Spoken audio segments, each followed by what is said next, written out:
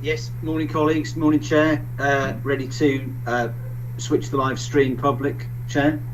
Okay.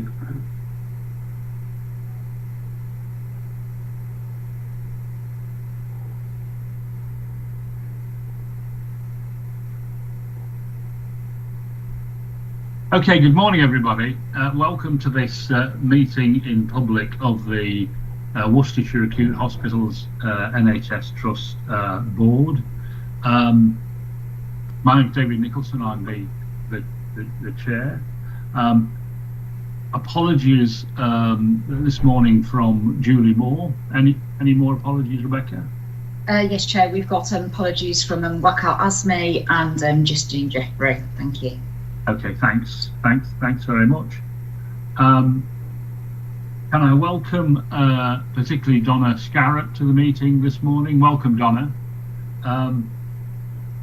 One of the things that we try to do at the beginning of all of our meetings is to have either a patient or a staff story, which bring us into direct touch with the reality of either working or being treated by our hospitals. It's a really important part of the agenda. It sets the tone, in a sense, for the rest of the conversation, but really does directly connect the things that we talk about with the reality on the ground. So it's great to have Donna to talk to us this morning. Donna is the chair of the Staff Disability Network. She's also runs the Discharge Lounge at the Alex, and Paula tells me in an extremely excellent way, full of innovation. So Donna, over to you for your story. Good morning, and thank you for having me here today. It's a real pleasure and honour to actually be here and share my story with you all. So as you know, I'm Donna Scarrett. I'm sister of Discharge Lounge at the Alex and also chair of the Staff Disability Network at the Trust. I'm here today to share my lived experience of living and working with a disability. So from the young age of 4, I dreamed of becoming a nurse, inspired by the wonderful nurses within Solihull Hospital that had stereo-stripped my head after having fallen and hit it on a rock outside nursery school one day. This incredible nurse gave me one of the paper hats that they used to wear back in the 80s, and I was in awe of her kindness, compassion and ability to calm me during what was a traumatic incident for me at the time, and that is where my passion for nursing began. During adolescence, I joined the Sea Cadets. It was there I decided to steer my path towards nursing within the Royal Navy. However, back then, I was never very good at sport and didn't particularly like it. I also found that I was clumsy, kept bumping into things and tripping over. My knees had started to bear the scars that formed a roadmap of every fall. I didn't have a diagnosis back then, but I guess in hindsight, they must have guessed that I had CMT, given the strained family history that we'd all suffered with.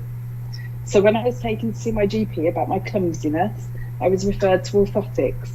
That was where I was provided with my first set of splints, and I must have been about 13 years old at the time, and there was absolutely no way on earth I was going to be seen in those things.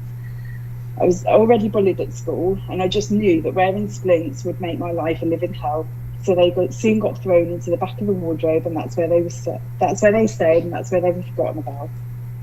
CMT is the abbreviation for Charcot-Marie-Tooth disease.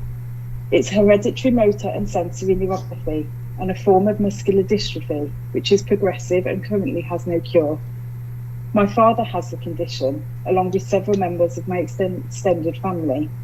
I grew up witnessing my dad progressively getting worse over the years, and I watched him fall countless times and saw the anger and frustration build in him when he couldn't do the simple things like the buttons upon his shirt. I was also very aware of the operations Dad had endured during my childhood, although I didn't fully understand in time what they were all about. At 17 years old, determined to join the Navy and become a nurse, I contacted the Naval Careers Officers. We had long discussions about the role of a nurse within the Royal Navy, and I was totally sold. That was what I saw myself doing. That was my future. Then came the crushing blow. We discussed the medical and fitness requirements required to get in to be a nurse in the Navy. And needless to say, there was no way I was ever going to pass the fitness test or the medical aspects that would enable me to enter the Navy. Despite not even having a diagnosis of CMT at the time, if it was proven that CMT was the condition I had, the Navy would never have accepted me. I was totally crushed. I went home and told my dad the news. I think it must have been the first time I'd ever seen him cry. He knew how much I dreamed of being in the Navy and blamed himself for passing the condition on to me. I couldn't let him feel that way or feel responsible for me having CMT, so I made it that I still fulfill my dream of becoming a nurse. The same year, my family moved to Cornwall, but after a few months, I decided to leave home and return back to the Midlands. I had to end my education at the time and started working full-time in a local care home in order to gain some knowledge and experience for caring for people. It was also during that time that I made the first steps towards getting an official diagnosis and professional support from a neurologist for the condition that was already starting to cause me some discomfort and fatigue. I was referred to a neurologist in Birmingham who eventually confirmed I'd had CMT after nerve conduction studies and various other tests. It was actually a relief to be told that that's what I had and not just have to guess anymore. At the same time, it was very upsetting. I was offered genetic counselling but didn't feel I needed that. I felt determined that my condition wasn't going to define me, and in fact it gave me strength, determination and the resilience that this wasn't going to beat me in any way. I started working for the Trust in May of 2000 as a healthcare assistant on a busy cardiology ward where I gained vast amounts of experience and knowledge. I was working 30 hours a week on my feet. That was really challenging. I'd get pains in my calf muscles and in my feet, as well as immense tiredness that would just wipe me out on my days off. I never associated the pains or the tiredness with my CMT at the time. I just thought I'd had a busy shift and just kept going like everyone else, because after all, I was the youngest at the time on my ward, and I didn't like to complain. My attendance at work was fantastic to begin with, but the more I pushed myself, the harder that was to sustain. I worked as a healthcare assistant for 10 years in total on the same ward, and during that time I had my 2 daughters and returned to work following my maternity leave on a part-time basis. The management of the ward had changed towards the end of my time there, and the new manager seemed okay, but soon came to realise that she was a bit of a bully. I'd requested to do my NVQ several times, and each time was told there was no funding, despite her pushing other colleagues forward for it. I was desperate to progress my career, so when I heard about the secondments, I requested to be considered for it. I was told in no uncertain terms by my manager at the time that I would not be given a secondment as my sickness record wasn't the best and I couldn't possibly be a nurse with my disability. That's when I took matters into my own hands. I enrolled on the Access to Nursing course and kept it to myself. I also enrolled in a sign language course too. And after excelling in the Access course, the time came for me to enroll at university. My college tutors did my references and I was thrilled when I was accepted onto the nursing course at Worcester. Finally, my career was back on track. When the time came to hand in my notice, it was clear my manager wasn't happy. She called me in the office to ask how I'd got onto the course without having her as a reference, and what on earth I thought I was doing going to uni. She also advised that nursing wasn't any good for someone like me with my condition, and she would make it her duty to ensure that I wouldn't become a nurse. But I was so glad to have left in the end and started that journey. Going on full-time placements was challenging after working part-time, but I absolutely loved learning new things and continued on through the 3 years of the course. During my time as a student nurse, I was advised I needed surgery to my feet to correct my foot drop caused by the nerve damage and subsequent muscle wastage in my legs and feet. This would involve tendon transfer and major foot reconstruction. I couldn't possibly consider major surgery at that point in my life. I was a single mother with 2 young girls that were very dependent on me, and plus I had to qualify as a nurse and start my career. Every year surgery was recommended, and every year I put it off. It was never the right time. The 3-year nursing diploma flew by, and in February 2013, I started working back in the Trust as a newly qualified staff nurse on a respiratory ward. I'd finally achieved my lifelong goal. By this point, I was 32 years old, and CMT had already taken its toll on me. I'd be in terrific pain after my shifts, and the fatigue was often debilitating in itself. My attendance started to suffer at work, and I simply couldn't go on any longer. I soon started to realise that the physical workload and all that time on my feet was becoming far too much of a challenge for me to manage. This was a heartbreaking moment for me, as I'd come so far in my nursing journey and it was only just beginning. I imagined myself working on the wards until retirement, but CMT had other ideas. Following discussions with occupational health and my manager at the time, it was with a heavy heart that I accepted a redeployment to Discharge Lounge. I live each and every day with a varying amount of pain. Some days are worse than others. Analgesics help take the edge off the pain, but they never really alleviate it totally. I get increased amount of neurological pain due to neuropathy of the peripheral nerves. I also get musculoskeletal pain from the mixture of surgical interventions, muscle wastage, and the deformities that are formed from the wastage. I was also able to have the major surgery in 2019 to reconstruct my right foot, which included tendon transfer and having to relearn how to walk all over again. I'm faced with the same procedure on my left foot in the near future and several other surgical interventions in future years as my condition will progress further.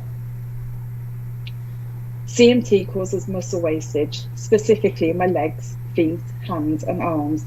This has led to foot drop and other deformities of the feet. Walking requires immense amounts of concentration in order to avoid me falling. This increased level in concentration uses up more energy and leaves me more fatigued more quickly. Living and working with a disability is challenging. I've been fortunate enough to be able to continue working whilst my health and welfare at work is overseen and supported by occupational health. I know that looking at me, people might not even realise that I have a disability, but when I get up and walk, that's when people notice my awkward gait or my slight limp. You may want to ask, but you don't. You may even feel sorry for me, but please don't. You may want to help, and I'm getting better at accepting that, but I still find that really hard. I'm finally opening up about having CMT in the hope that people may start to understand the challenges that this brings. Thankfully, I have colleagues, friends and family that understand my limitations due to CMT. They are aware that it's not that I don't want to do things outside of work. Sometimes it's just the thought of the terrain or the fact that I'm just fatigued. They understand that I will need support walking great distances or on uneven surfaces, and they realise that I struggle to stand still in one spot for very long. My muscles have to work much harder to make me function, which tires me out quicker than most people. My sleep is disturbed by pain, which adds to the tiredness. My friends, colleagues and some of my family may not know how much CMT impacts my life because I never really thought they needed to know. I don't tell them that it makes me feel helpless when I can't walk up the steep staircase without assistance or the need to use a lift. People don't realise how envious I am when they can simply jog up and down a flight of stairs with little effort, while I'm stood at the bottom trying to figure a way to navigate them. I love swimming in my spare time, but find that a challenge, to even get into a pool with no railing or a hand to hold to steady me. They don't know that it saddens me that I can't run and play with my daughters. My daughters understand, but it still makes me really sad. I'm envious that my friends can go into a shop and just buy a pair of shoes. I can't even think about doing that. Instead, I need to go to special shops or use catalogues to try on endless pairs of shoes, and if I'm lucky, find a pair that's sort of comfortable and not too overpriced. They need to be able to feel comfortable and able to accommodate my custom-made insoles and splints. I can no longer wear nice shoes, flip-flops or heels. It's silly, I know, but it really does bother me. I can't even really wear sandals comfortably or safely anymore, and that makes me sad because I love sandals in the summer. But now I'm coming to terms with comfort and support over fashion. It's not easy, but I am working on it.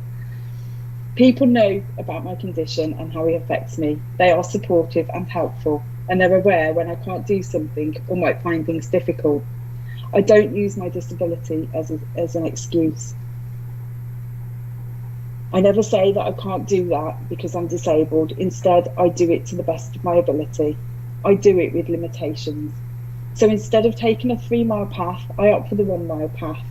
Instead of going non-stop all day, I have to build in breaks and rest time to be able to get by. If I'm doing something more tiring, say on a Saturday, Then on Saturday night and going into Sunday, I find that my pain levels go through the roof. Yet I keep on going, ashamed to say that I can't do it.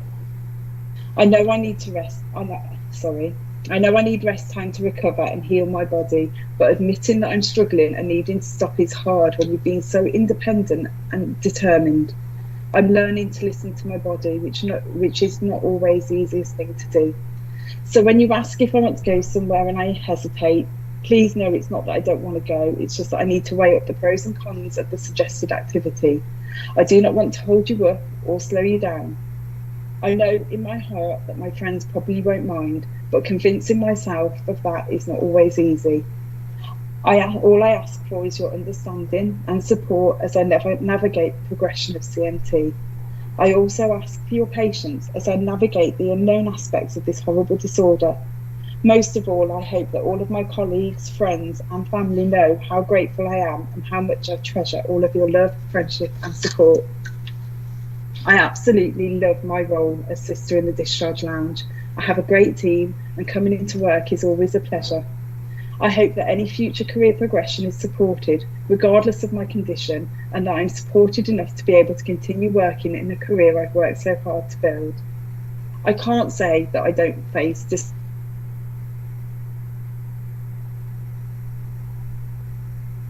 I've lost it. I think she's lost connection, Chair. I think she will join fairly quickly. She did lose at the beginning of the story, so I'm hoping. Here she is. She's back. I was booted out. So sorry about that. So I'll just continue. I'm nearly finished now. I can't say that I don't face discrimination or even bullying in the workplace anymore because of my disability, but now I have a voice and I'm not afraid or ashamed to use it. As a trust, we have channels that I can reach out to for support, and the dignity at work policy is a process that some of my issues face can be effectively managed. My role as chairperson within the Staff Disability Network allows me to be an advocate for staff within the trust by providing them with a platform to be heard and a collective voice to promote and push for change. Our network provides a safe place to connect, share experiences, information and provide support to other colleagues without fear of discrimination or disrespect. The network is also a good tool for managers to access if they require advice on such things as reasonable adjustments or how to support their staff that may have disabilities. It's the vision of our network to ensure that we're all working in a more inclusive and diverse environment, ensuring a fairer and more equal place to work. Listening to my story. Thanks very much, Donna. That was wonderful and inspiring, I have to say. How old are your daughters, Donna? My daughters are older now. They're 19 and 17. Oh, so they must be incredibly proud. Thank you. You know, as I say, that was an inspirational story, I have to say, and it's very sort of humbling for people like me to hear that you take so many of the things that you just described for granted. So thanks for doing that. The other thing I would say as a beginning, we are privileged to have you work with us. So thank you for that. I'm sure there are comments and questions that people want. There are lots of things in all of that. Anita. Thank you, Chair. Donna, thank you so much for sharing that story. As you know, David's already said how impressive and inspiring it was, and I know how hard it will have been to open up about things that you perhaps haven't said in public before, and really want to thank you for your courage in doing that. I had two questions for you really that I'd be interested in your thoughts on. The first one, you talked about in your early career with us as an HCA, you obviously had a very unsupportive and sounds like a horrible manager at that time. I know in the early stages, from family members, in the early stages of a diagnosis or of a condition starting to become apparent, it's actually quite a lot for people at a young stage in their career to get their heads around, and that does make it difficult for people to speak up or ask for help or whatever. My first question is, in that early part, is there something that we as a trust could have done? Is it now, when you look back on it, was there something that we could have done that might have helped somebody where they're not yet quite got used to it enough to have the confidence to speak up, as I know you do now? So how do we help people in the early stages, I guess, would be one thing. The second thing is, I mean, I know how hard you're working with the Disability Network, but we know that people still feel quite inhibited in actually sticking their heads above the parapet and saying, I have a disability. Do you have any thoughts about how we can give staff confidence to actually come out, as it were, to join the network and to come together to try and make things better for everyone? Thank you. Okay, so going to your first question, Anita, thank you for those. I think being able to speak out and discuss a disability comes with age. I think when you're young, you're kind of closed off and you don't want anybody to know because you don't want to be different. I think I'm 41 now. I just, people are starting to notice, and rather than let them guess, I'd rather talk about it and be open and hopefully inspire other people that are going through the same. And that's the aim of the network, by sharing our lived experiences. I know some of the other people within our network have started sharing their lived experiences, and it's encouraging more and more people to say, well, actually, I've got a story to tell and I want to share that. So going back to when I started with the trust, there was I never noticed any discussions around disability or anything like that, but now we have a network and now we have channels that we can use to encourage people to come to us for support, and we can point them in right directions for their, if they need reasonable adjustments. Or there's so much more going on in the trust now than ever was when I first started, so I think that's an absolute positive. Thanks. Richard Oostrom, then Tina. Thank you, David, and thank you, Donna, very much. I think you're an incredibly brave woman, and I wanted to actually ask some of the same questions as Anita. I'll leave it. I'll take a different angle, because I've got in my professional circumstances some people with disabilities, and I know how hard it can be to actually have this conversation about how do you adjust whatever the circumstances are to make sure that someone can really still do what I really would like to do in a safe way, safe for themselves and safe for others. So my question is maybe a combination of to you and to Tina, what are we really doing to help managers, have these types of conversations and help people with disabilities? Thank you for that.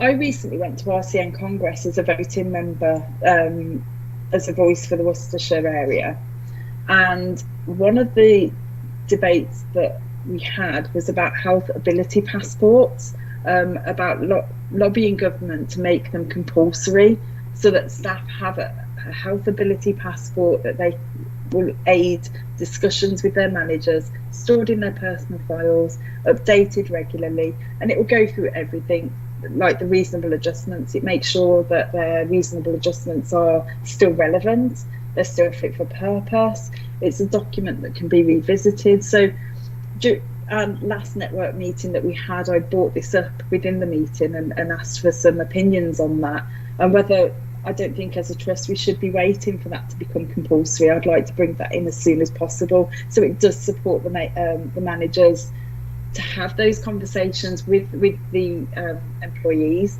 but also it means that if it's in their personal file, when a new manager comes in, those conversations haven't got to be started again from the beginning, because a manager can pretty much pick that up, go through it and know what's been happening and pick that up from there. So then as a person with a disability, you're not telling the same story over and over again. Thanks. Tina, if you want to answer Richard's question and then Laura. I do, and it was sort of, thank you, Richard, because a couple of things I wanted to say is thanks to Donna's leadership of the staff network, that's one good example that Donna's just talked through of how we can move this agenda forward. A couple of other examples I wanted to provide in response to Richard's question as well is that Donna's leading our next development on disability confidence Charter. So we're only at the basic level at the moment, but we're working with the staff network to move through to the higher standards for that, which is really positive.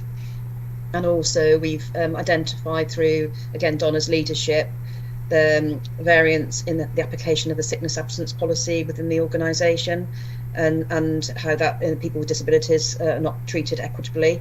And so it's something that we are have addressed through our policy, but again, it's using some of the case studies that we've got to improve managers' awareness of this. So I just wanted to thank Donna for her leadership in those areas. Thank you. Simon. Thanks, David, and thanks very much, Donna, for your story.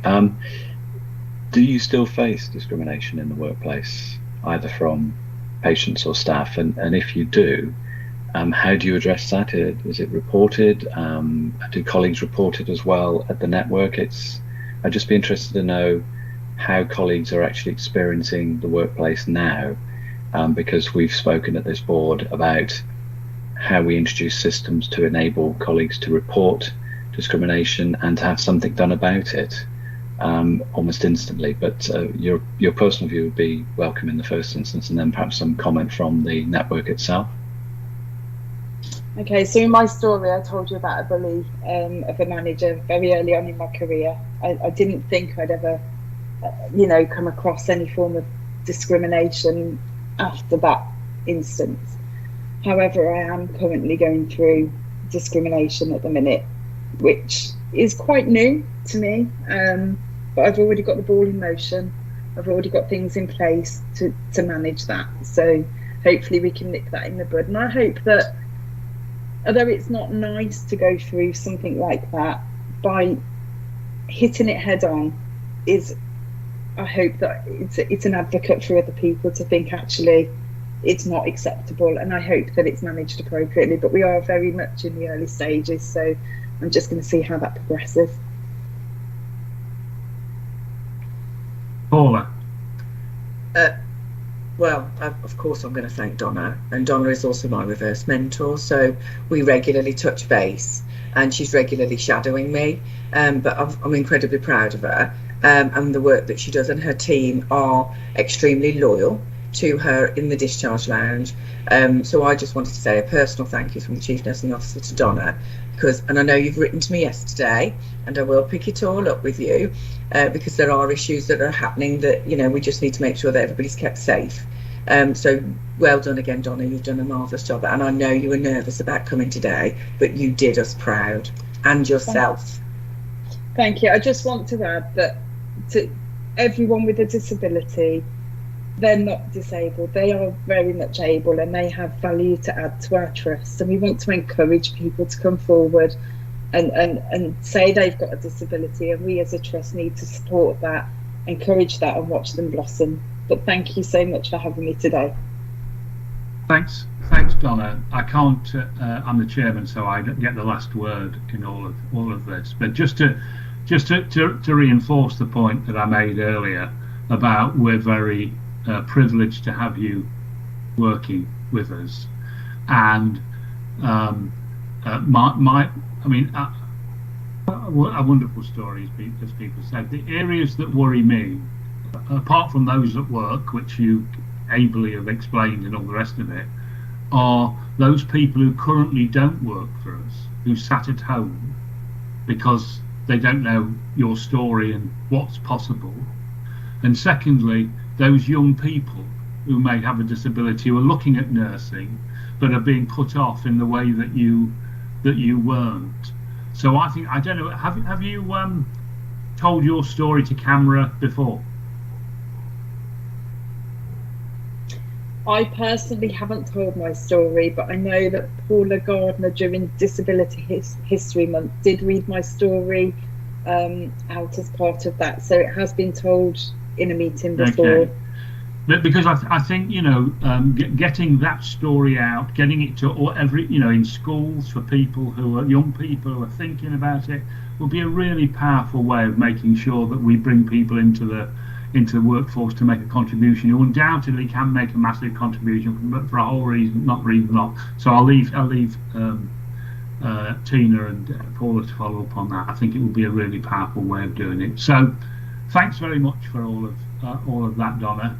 Now get back to work and get those patients discharged, will you? You know, we're busy.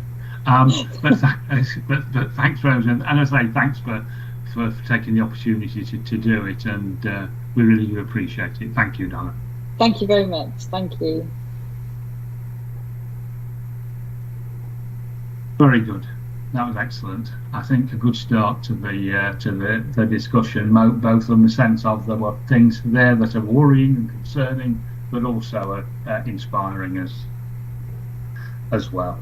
Let's move on then to items of any other business. I've got an item at the end of them to talk about myself. Declarations of interest. Apart from those on the website, anything that's no good? Minutes of the previous meeting. Are they a reasonable reflection of those conversations? No, Anita and Simon. Anita. Yes, I just have a small amendment. It may be we take it offline, Rebecca, but just a slight rewording in item 05022, which isn't quite as described. But I can take that offline. It's a minor thing. Simon. I think there might be a typo on page 8, the last line in the second paragraph, where we might have a Mr. Gardner working for us rather than a Ms. Gardner. Only a minor point.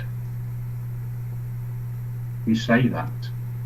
Okay, very good. Well, we can make those adjustments. But apart from that, are we okay with those? Yes, good. Right. Action. Rebecca. Updates have been sought as per the log. A number of them are just in terms of items that are scheduled for upcoming meetings or various updates within committee. There's nothing to escalate for this meeting. Thank you. Okay, thank you. Chair's report. A couple of things. The first thing is that I took chairman's action on a couple of things. The first one was around the annual plan, and the detail of which we're going to be talking about later in the meeting. I made an assessment balancing off what was deliverable against what the unreasonable demands of the NHS England were, against the potential for affecting our ability to access capital. And on that balance, I judged that we should agree with the plan that's set out, which I know adds risk to where we are, but we'll no doubt talk about that later on. And secondly, a contractual issue in relation to insulin pumps. Can I get your agreement to that? Those two pieces of action. Thank you. The second thing I just want to say, I know that Matthew is going to report on Lord Carter's visits to us in his thing. We just say it was a very helpful meeting. He came up with a number of suggestions which were used to us. But certainly as part of it, I think he reinforced the progress that has been made in this organisation over the last few years that we should be extraordinarily proud of. But I think Matthew's going to talk about that too. And secondly, since the last meeting, there's been a meeting of the Hereford and Worcestershire Integrated Care Board, and you'll know that Matthew is there as a provider representative, sorry, a provider partner, and I attend as the chairs of the three organisations all attend. And again, I think Matthew's going to talk about it. I would, just say I think the papers that we've circulated about that, in very simple terms, I think set out what the board is there to do in a way which I think is quite helpful. And secondly, last night there was a development session for the Integrated Care Board, which involved sitting round in a circle with post-it notes, something I know you know that I love entirely. All I would say that it was that it was a meeting in person, and I did wear shorts, just so that you could know. Okay, thanks very much. Let's then move on to the Chief Executive's report. Thank you, Chair. Confirm I was wearing shorts. Yes, and I think you were not the only one. So, for people's interest. So, as you said earlier, Chair, it's extraordinarily busy at the moment. There's a lot in my report this month, but one of the things that isn't in there is the continuing impact of the COVID pandemic on our hospitals and the wider system. We continue to have pretty high numbers of patients in our hospitals, mostly, vast majority, incidentally diagnosed with COVID-19. And we've had to increase the number of beds set aside for those patients up to 93. We peaked yesterday at 124 inpatients across the two sites.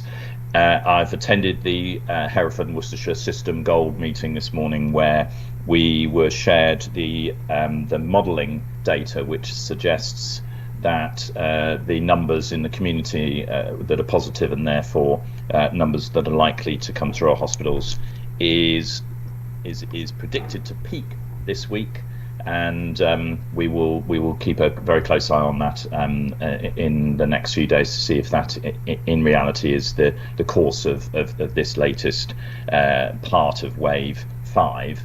I think it is worth saying, though, that the evidence suggests that those that are getting infected this time around, perhaps due to reduced immunity, are getting sicker than earlier in the year, and that, I think, is played out certainly with our staff. Those that have been infected this time around have been sicker, off for longer, and not able to perhaps work remotely as a consequence, and that has had and continues to have an impact on our staffing and our operational delivery, with again today over 150, depending on which data source we use, of our staff specifically off in relation to COVID, with a total of around 5.6% staff absence, which is again creeping up into the realms that we had earlier in the year. So quite a significant continuing impact on our operational delivery. I think the other point that isn't in the report is the predicted heat wave for the weekend and the beginning of next week, and we've got operational plans in place and business continuity plans across the system being prepared to be enacted should we have any difficulties operationally across the patch as a consequence of this. We've even got hoses ready to cool down the tarmac in the lead up to the hospitals should there be a particular problem with melting tarmac. Obviously, take this opportunity to remind everybody that hydration is the most important thing, and encouraging that message right out across the county, and for those that are watching the live stream of this to take note of that as well.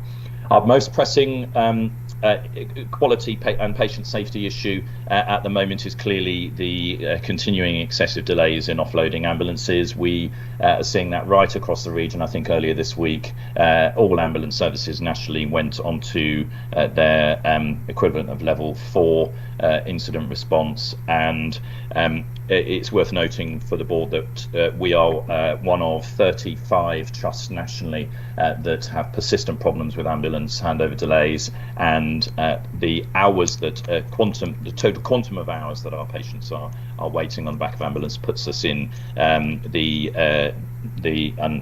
unhelpful worst 6 in the country. So along with the Royal Stoke and UHB, in terms of quantum, we are working closely with the national team on how we address as a system the excessive waits, with further plans in place which are described, and Paul will, I'm sure, describe later in the paper on the agenda this morning. But it clearly it remains a key focus for us as a board, and a key focus for the executive team, and we are now very closely monitoring through my daily meetings in the morning exactly what is happening in terms of numbers, but also how the new facilities that have opened are impacting as we start to embed them over the course of the next couple of weeks.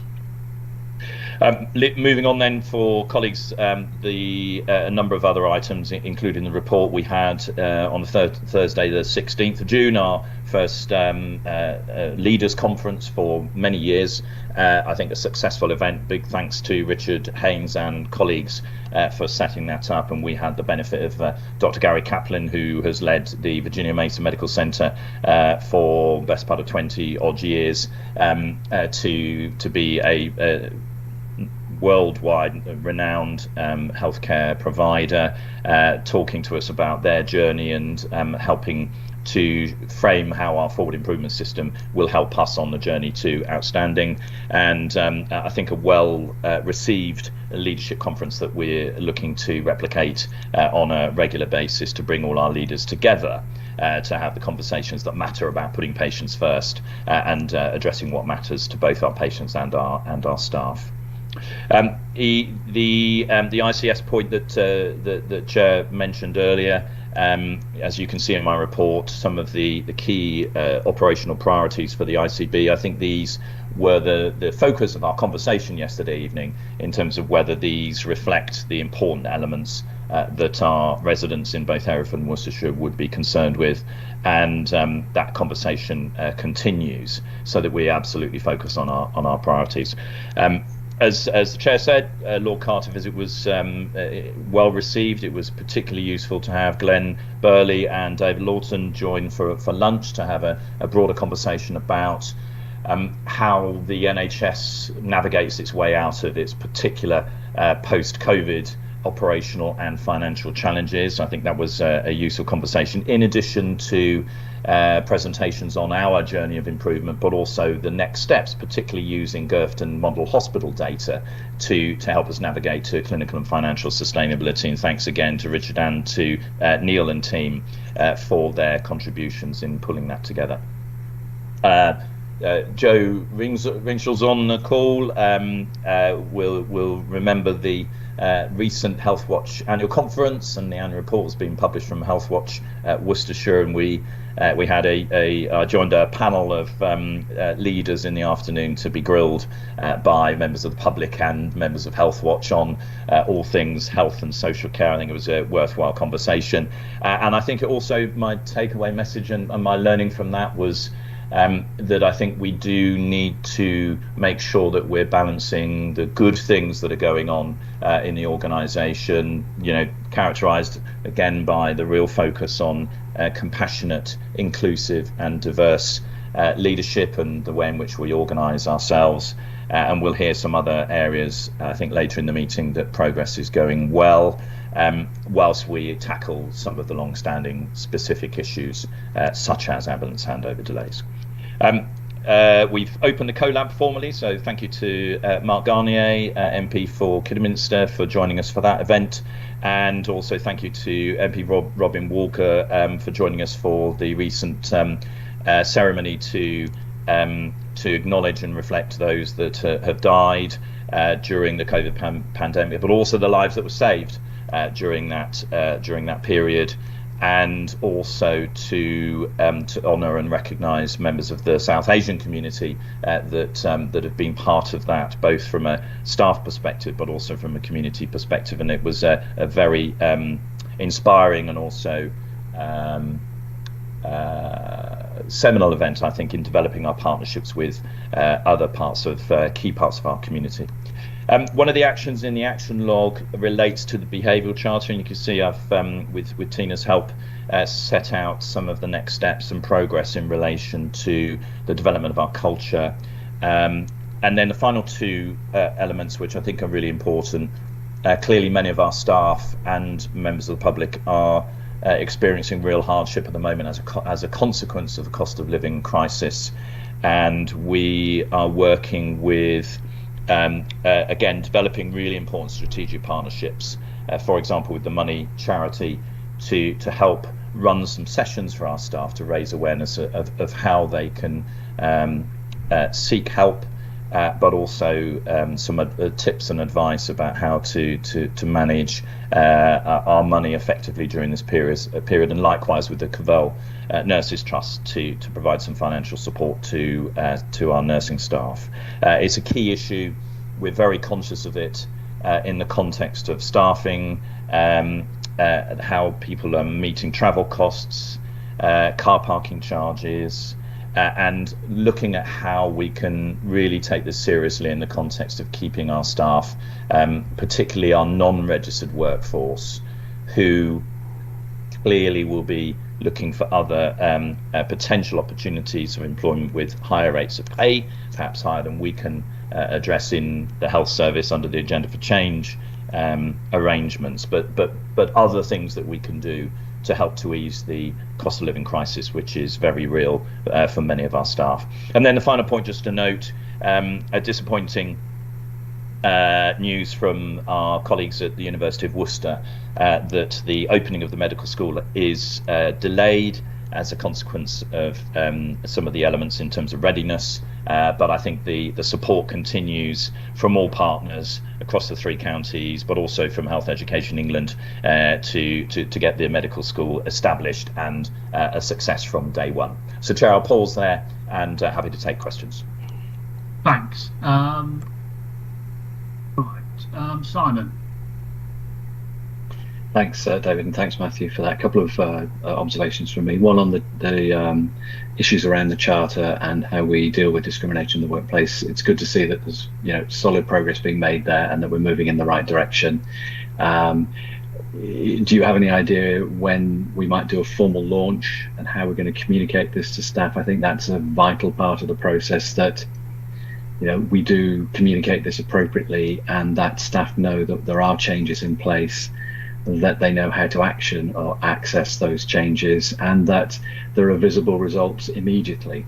And the old adage of KISS, keep it simple, stupid, I think is very important here, that when colleagues are being discriminated against, there is part of the process that we're putting in place now, something very straightforward that everybody can access and use immediately. But as I say, communication is very important. We don't want to go off half cock, and I'm sure we won't. The other point was on one of the latter points you were touching on in terms of support for staff. And I note on that very final last line, we're talking about free or subsidised hot food vouchers for staff. All for supporting staff as best we can. This was touched on very briefly in the Charitable Funds Committee earlier in the week. And I think it's very important that we understand the cost implications of anything that we do that, and the sustainability of anything that we do on that. And I'd look forward to seeing that detail in due course, but I'm very much on the same page with everybody. This is something we need to investigate and try and do if we can. Yeah, thanks Simon. It looks like Tina's going to help me out with the timescales. Yes, so September. So we've been focusing on the violence and aggression aspect of the Charter, and then moving on to the civility and respect. But we're doing the launch in September, Simon. Okay, Richard. Thanks. Part of my questions have been answered. I was just wondering, you also gave the numbers for violence and aggression in your paper, Matthew. Is this a positive sign because people are more reporting, or is this a negative sign because we actually see more of it, and maybe partially driven by, sickness, COVID, psychological, mental health circumstances, etc.? The second question is, I think David mentioned that the Lord Carter visit was, and you talked about it as well, was good, and we got some helpful suggestions, and I was wondering what those helpful suggestions are. Okay, thanks, Richard. In terms of the numbers, I think there's a combination of both, really. I think we are very conscious of violence and aggression, particularly from patients and members of the public. And we've been working with the Health and Safety Executive to look at our systems and processes. And our new Health and Safety Manager is implementing and has already started training programs to help staff in terms of awareness, how to deal with them, but also the importance of reporting. So I think there is, we're clearly trying to capture as best we can, because many incidents go unreported. So I think the fact that we're seeing an increase in reporting is good news in terms of more of a willingness to recognise that this needs to be addressed. But the evidence, the data doesn't tell the full story. I think there is some evidence of increasing, particularly in situations where some of our patients that are living with dementia perhaps are not in a situation where any of this is intended, but of course it still has an impact on our staff. So helping our staff to recognise that it still needs to be reported is part of the approach that we're taking. In terms of the question around the Carter work, I think it was particularly important for us as we reflected to make sure that we are partly about telling some of the positive cultural changes, particularly about making sure that we have a clear approach to workforce, because part of the conversation was how for us as an organisation, our cost of delivery of every unit of care as a consequence of our workforce is one of the things that we know we need to focus on. Part of the conversation at the lunchtime was also about the fact that for some of our clinical teams, particularly the currency that payment by results had for us, and the incentives that we had perhaps for doing more activity in order to drive income that helps to build sustainability in clinical services, it isn't part of the picture as it's clear. And I think one of the reflections was that the financial regime that we've been working on for more than a decade and so on, it hasn't really been replaced by anything else.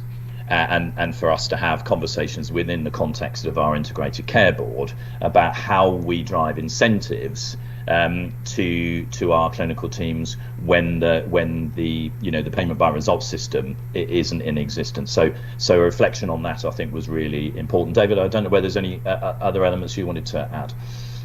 Well, there's three things I would say. The first one was the observation about our control of our workforce. Yeah. Which, if you look at the benchmarking, it's pretty well done. If you look at the growth in workforce of our organisation compared to most of others in the region, it's been very tightly managed. So that was a good thing that he thought. Secondly, he thought that we're being too timid in relation to thinking about pathology in the future. That he thought we could be much quicker and more radical in the way that we looked at the way pathology is managed in this part of the region overall. And the third part, and it came out very clearly in the data for the model hospital, was the cost of our PFI, which looks like an outlier. I'm sure there are some issues of data in all of that, but nevertheless, and he gave some examples of places where they tackled it very vigorously and got real benefits from it, and gave us some indications about some people who could help us do it. Anita. Thank you, Chair. Richard asked some of my questions. I have just one left. Matthew, you mentioned the disappointing letter from the Three Counties Medical School. On the assumption that we were presumably had plans in place to start getting student placements starting fairly soon, I wondered what you thought the implications were going to be for our organisation, that 1 year delay, and does it have implications specifically on our workforce plans? Thanks.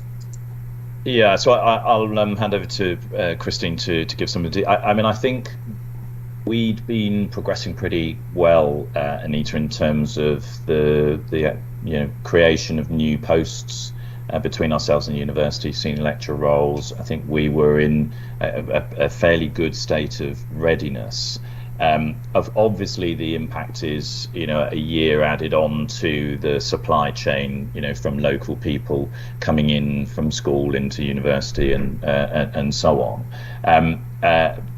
So obviously it's a disappointment, but I think the general feel is it's better to start and be successful. And so we're continuing to work very closely with the Vice Chancellor and other colleagues to make sure we're in the best position. Christine, did you want to add a point? Yeah, so our initial plans for the first cohort, the pioneer cohort of students, was to have placements for 8 students, which were basically going to be added on to our existing cohort of medical students from other universities. So I don't think it's going to make an enormous difference there. We have appointed one consultant who's part-time senior lecturer at the university. She will still come as planned in terms of getting the curriculum and teaching programme ready for the students when they arrive in 2023. The initial cohort of students is only 48 students, some of whom are overseas, with only 20 being local students. So the impact on our future workforce, again, I don't think is enormous. Thanks, Christine. Any other questions? Well, thank you very much for that, Matthew. We note the report. Let's move on then to the annual plan submission or resubmission. Resubmission. Joe. Thank you, Chair. So this paper is tabled for the board to note in the public session following quite a lot of extensive consideration in other subcommittees and delegations due to the nature of the planning round. There was a national requirement for all ICSs to resubmit the plans, hence why the fact it's come back to the board again. And I think the conditions you can see are laid out in the paper. And just to note again, of course, our plan is part of the system ICS plan as well, so, which adds another layer of complexity in terms of some of the dates. So the ask was that actually we submitted a balance plan. I think, as we heard from the chair in the chair's action, we've determined we're not being able to do that. The details though are covered in the paper and approved in the subgroup that's enclosed. I just wanted to raise 4 things to the attention of the board in terms of the information. From an activity perspective, there were details of amendments updated based on April data, and there was a minor change around the inclusion of the obstetric ultrasound data, which was removed, but it's been compensated by an increase in other diagnostic activity to still achieve the 120% as required. Workforce, there was no change. The PEPs have been adjusted as we've reviewed the maturity matrix, but this does remain a considerable risk as identified in the plan, and no doubt will be picked up later as part of the IPR.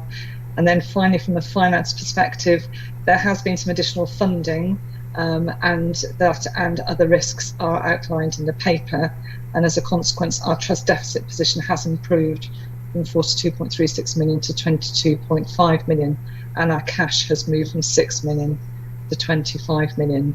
And finally, Chair, there are risks in the approach we've taken, as I think you outlined in your section, and those are covered in the last part of the paper and remain part of ongoing discussion.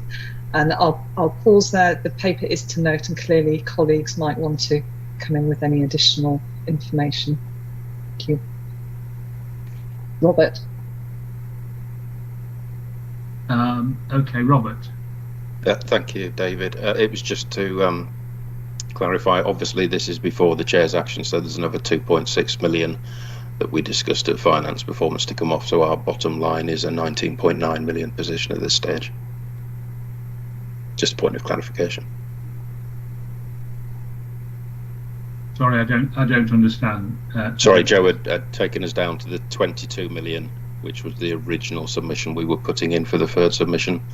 We agreed to a further stretch of taking another 2.6 off that, so our actual deficit is 19.9 million. I'm just adding to Joe's comments, David. Okay, I thought that this paper was the definitive one. It isn't. So that extra. Sorry, am I being blank here? I thought that this paper was after all of the chairman's action and all the rest of it. You're saying it's not? Not on this bit. That is highlighted in the finance section, though, of the IPR. It is very clear in the finance section. So this was the original paper, I think, that must have gone to F&P. Okay, so the comments you made about PEPs and all of that, are they still true, Joe, or do they need to be changed as well? No, so those comments are all true at the point when this paper was considered by the delegated group of non-execs and execs, as identified in the paper.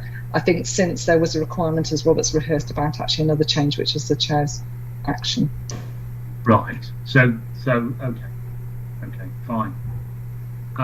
Right. I've got Tina, Simon, and then Richard.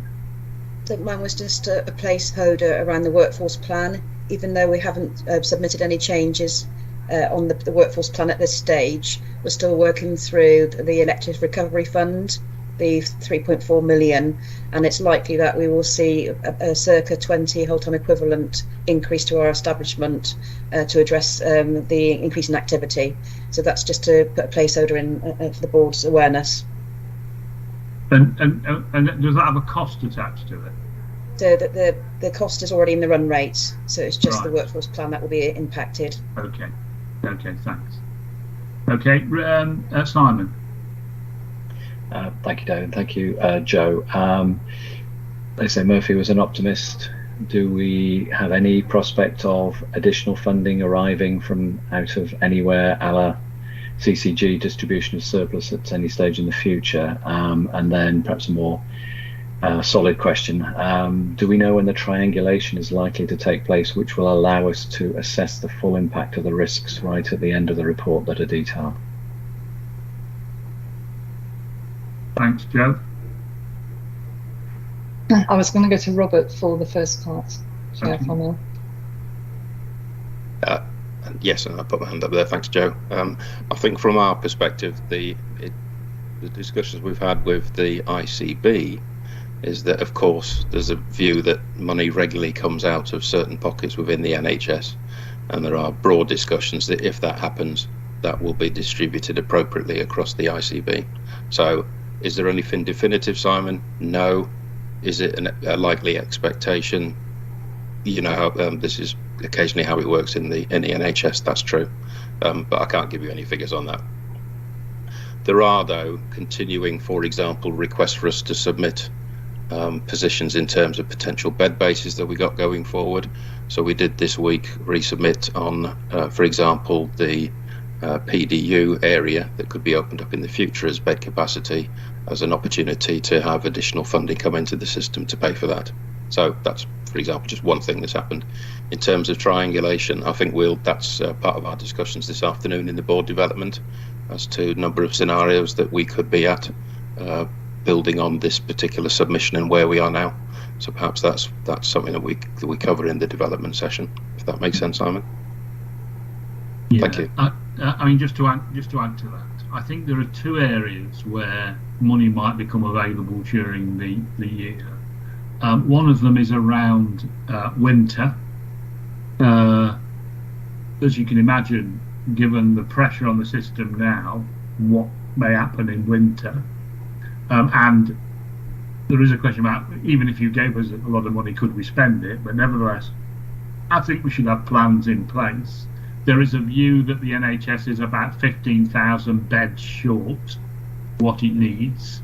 So that's the sort of conversation that I think we need to be into to make it work. And the second area is people having real problems now spending capital, because some of the big schemes in particular have been massively increased in price, and some people are having to say we can't do it now, we can't spend it, the scale is too great.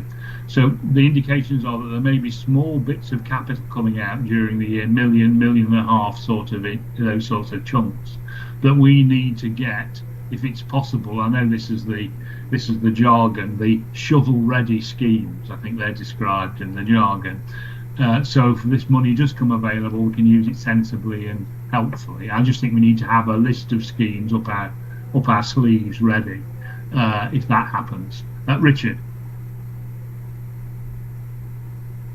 Thanks, David, and also Joe for introducing it. I think, of course, since the paper, the position has moved on, so it's more appropriate to ask some questions at the finance report and have the discussion on risks this afternoon. So that's all good.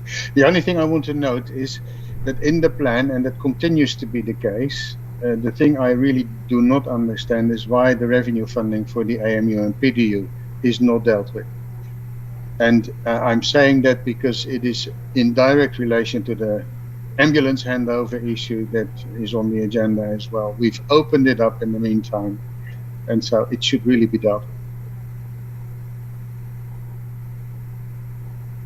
Matthew? Yeah, I was just struggling to put my hand up there, Chair. So there is a clear understanding with our colleagues Mark Dutton and Simon Trickett that there is the need for the revenue funding associated with the facility, which has always been recognised as a system facility. I think the approach that Robert and Neil are taking in terms of until we actually have that included in our baseline, it remains a risk. But I feel appropriately assured on everybody's behalf that it is a recognised income responsibility that needs to be met by our colleagues Mark Dutton and Simon Trickett as we move forward. I think I would feel much more comfortable if there was some formality attached to that. So what Understood, I would suggest is if either you or I, Matthew, whichever you, write to them to set out what our position is and how we're assuming that in our numbers. Understood, Chair, and the conversations, the meetings that Rob and I have regularly with Simon and Mark, I think that there are elements of moving parts, this being one of them, and we need to get some formal documentation, as you said. Yeah, it's one of those moving parts though. We're actually spending the money now, aren't they? I tell you, if we hadn't spent it, it would have been a great deal more than we have. Okay, so we note the report. Thank you, Joe, for that. Those of you who are eagle-eyed will know I've missed the ambulance handover delay report, which was next on the agenda. Fortunately, I've had a number of texts to point out my failure in this degree. I didn't do it on purpose. I mean, it is a really important report, and we want to go to it next. This is, as we sit here, and I guess for those of you who are sat in Worcester Royal Hospital and look out the window, this is a really, really important both operational and patient safety issue. So we've got a report in front of us. Paul, I think you're going to talk to it. Yes, and looking out of the window, Chair, there's one ambulance.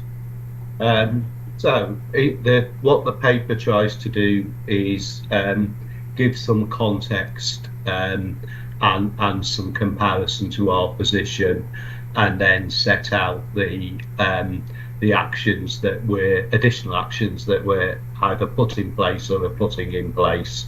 So if you look on page 3, that gives you an indication across 5 trusts of the average handover times for the last 6 months, and you can see on the far column of that table for ourselves at Worcester, that's 2 hours 22 minutes and 32 seconds, which is the highest of the trusts that we've identified. That's at Worcester. The Alex is in a much better position at an average of 42 minutes. And so whilst we do not have the highest number of ambulance handover delays, there are higher numbers in Birmingham and Stoke, etc. The amount of time patients spend on the back of an ambulance is higher than any other trust within the region, and I think that's a key safety issue. What we've then tried to do is put some context in that and gone back to January 21, and you'll see that on the graphs and bar charts on pages 4 and 5, where again you can see a marked deterioration in the percentage of patients that are handed over within 15 minutes or within 60 minutes, the blue line being the Alex, the orangey red line being Worcester. And again, one can see that the deterioration at Worcester is more marked than that at the Alex. And then what we've tried to show is that there's been a reduction. If you look at the bar chart on the bottom of page 5, there's a reduction in the number of ambulance conveyances coming to Worcester, with a almost equal and opposite increase in the number of ambulances going to the Alex. And that is a mixture of a postcode change we made at the beginning of the financial year, which has shifted more ambulances to Worcester, to the Alex than Worcester, and also diverts from Worcester to the Alex. And then page 6 sets out the overall attendances, and again you can see that there's a marked increase in walk-ins. I'm sure Paula and Christine would agree that what we've also seen is that the nature of the walk-ins has changed, with patients being far, the acuity of patients coming in themselves being far increased than we previously noted. And we can't prove, but we suspect that patients are coming in themselves that would previously have come in by ambulance, and because of the ambulance delays, they've just come into hospital. And there are many occasions when we have those walk-in patients in the waiting room that we actually bring those into the main department in advance of bringing patients on the back of an ambulance into the department, because those patients are more acutely ill than those on the back of an ambulance. So I think that hopefully that part of the report gives you the picture that although we don't have the highest number of handover delays, we have the highest average time patients spend on the back of an ambulance. Ambulance conveyances have gone down at Worcester but up at the Alex, but walk-ins and the acuity of those walk-ins, particularly at Worcester, have grown significantly, which means the overall attendance at the Worcester and the Alex EDs is rising, and rising more rapidly as the months go by. So that's the context. And then on page 7, we've set out in 2 parts the measures that we have in place to maintain patient safety, and they're from work streams and activity that is underway alongside actual day-by-day, hour-by-hour actions in monitoring those patients on the back of the ambulances, and on occasions having used cohort areas that we previously used to when we were rated as inadequate by the CQC, but then stopped using them. And then what we've set out at the bottom of page 7 is the trust specific actions that we are taking. The new AMU in the white space opened a week last Monday. At the moment, the average length of stay in there was quite high. It is now, over the last 48 hours, having been open for kind of 10 days, it is now beginning to drop. I think you'll all be aware that our target is that the turnover through the AMU should be about 24 hours. It was running very high. It's now down to an average of 38 hours, and a few patients who've been in there 4 or 5 days are part of the cause of still being at that 38-hour level. At one stage it was at 60 hours, so you can see over the 10 days that's come down. We also opened up the pathway discharge unit on Monday, It got off to a bit of a slow start, but he's ramping up now. And at the moment, we've got 17 patients on the unit, and no one has been there beyond 48 hours. And the target for that unit is that all patients will be discharged, having gone onto that unit within 48 hours. And we're roughly running on an aim of half of them going within 24 hours and then the other half going in 24 hours later.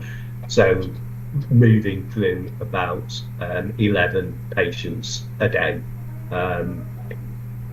What we're now putting in place is a change in the way we're running the sites, so that we're doing it in a more proactive rather than reactive basis, and putting a much greater focus on the earlier discharges, and then a pattern of discharges that rolls through the day. So at the moment we see very few discharges before midday, and then we see a trickle of discharges between midday and 4 to 5 o'clock, and then we see a significant number of discharges between about 5 and 7:30 in the evening, and then it trickles down again.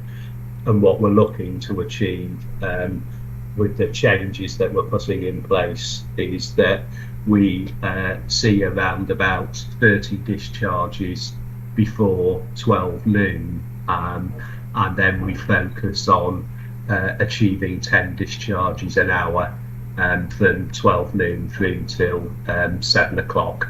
And with that level of flow, the work that we've done identifying where the big hits are, to release patients out of the emergency department, and therefore minimise to negate the 1 hour ambulance delays. So that change went through yesterday in a session that we had that seeks to be very clear with lines of accountability and minimising the level of involvement of different parts of the system. So reducing confusion, which has definitely crept in over the last fortnight. And then there's just a summary on page 8 of some of the other actions that partners within the system have agreed to put in place either this week or next week. That's an overview, Chair. Thanks. Thanks, Paul. I mean, what I would say about all of this is that, you know, anyone who's been on the site will testify. There's no lack of effort here trying to sort it out. Indeed, you know, I have particular concerns about the executive team, who seem to spend all of their time running around dealing with this stuff. So no lack of effort. I think although that effort has not delivered the results that everybody wanted, so clearly there's something not quite right in the way that we're applying our effort. So with that in mind, can I pass you over to Anita first of all? Thanks, Chair. Paul, thank you for this. I mean, some of this data I've never seen before, and I think it's actually really helpful in seeing what the situation is. I think what it's really brought out to me is I always understood that the Alex's ED performance was better than Worcester Royals. I hadn't realised just the extent of that. Do we know why that is? Is it simply that the number of attendances is lower, and therefore if we were diverting more people to the Alex, actually their performance would tail off the same way? Or is there something about the way we process patients at the Alex that is somehow more efficient? Do we understand why that difference is there? Thanks. it's more towards your latter observation, Anita. So what you see on the Worcester site is very much a specialty-based, inpatient bed base, whereas at the Alex, the bed base is more general, and so you'll see patients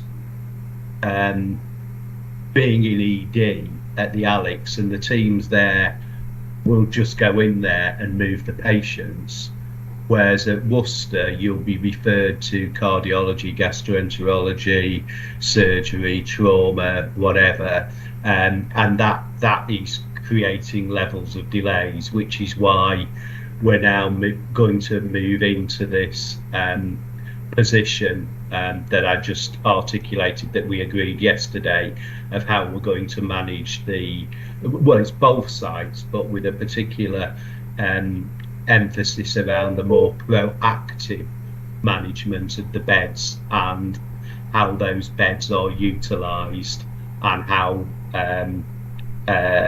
discharge is coordinated on the site. So it is yes, there are some. The acuity in the ED at Worcester at times will be more severe, because there are some patients that will only be transported to Worcester. They wouldn't go to the Alex. But I wouldn't in any way, in saying that, want to make that sound as though I'm kind of undermining the Alex. The Alex does a brilliant job. It's very good in the way it organises the interplay between the AMU and the ED department and the wards. I think it's just a different environment, but the Alex, as you can see from those graphs, I hope that they point out just how good the Alex is at processing the patients that go to that hospital. Yeah, and sorry, and so therefore, is there something I mean, you mentioned one thing, but I mean, can we adopt some of that at Worcester? That's what we're playing. And the AMU that we opened last Monday is playing that role, similar to the one at the Alex, rather than the old MAU type role that he played here. Thanks, Simon. Thanks, David, and thanks very much, Paul. I'm currently on my latest round of meetings with the chief executives of the district local authorities, and that also includes a meeting with the leader of the county council. I was yesterday in Pershore with Vic Allison, who's the chief exec for Wychavon, and almost the sole issue that we discussed were ambulance handovers, which have been raised with him by one of his councillors, Francis Smith, who sits on the Health Overview and Scrutiny Committee. So we did spend a lot of time talking through basically what's in this paper here, and I'll probably bounce it on to him and the other chief execs for their information too. I've got a number of questions, if I may. The Halo person that's referred to on page 7 works from 10 o'clock till 6 p.m. Are those the key times for ambulance handover delays in terms of something we could influence ourselves? But even more so, on page 8, which is a fantastic summation of how the system's going to work, because this is a system issue. It funnels through us, but it's not just us that are influencing how this all happens. And I just want to understand, particularly towards the bottom there, where it refers to the integrated care board actions, and there are 3 actions there for the ICB, how those will be implemented, how the ICB is going to implement those, because by the look of them, they should all have a direct impact. And obviously there's lots of other information in there, but particularly how the ICB are going to deliver those actions, because this is a multi-partner response to a system problem. We are the ones at the eye of the storm, if you like. We take most of the risk, but as partners know, it can only be solved by everybody working together. So I'm particularly interested in what the ICB is actually going to do to implement its actions. Can I take the first question first? In terms of the halo, we often that's the contracted hour time for the halo. We often seek in partnership with West Midlands to try and keep a halo on site till about 8 to 9 p.m. And that's something that we're continuing to progress. But having the halo here first thing is important because it helps to align what we're expecting during the day.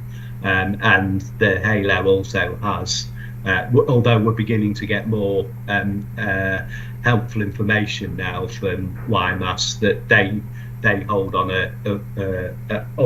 consistently. So through the halo we now get details of all the outstanding Cat 1, Cat 2 and Cat 3 calls that are out in the community. So I can now look at any point in time and see that for Herefordshire and Worcestershire, not only how many ambulances are on site, which we know, but we can also see how many calls and the category of the calls that the ambulance service is looking for. And although we have it for Hereford and Worcestershire, they also share that now for the whole of the West Midlands, so we can see the whole picture and therefore get a view of how challenging or not it is out there. But the specific response to your question, Simon, is we would probably want the halo for an extra 3 hours into the evening than we do at the moment. In terms of your So second, Paul, shall I respond to that, because you've been on leave and really haven't been part of the conversations, if that's helpful.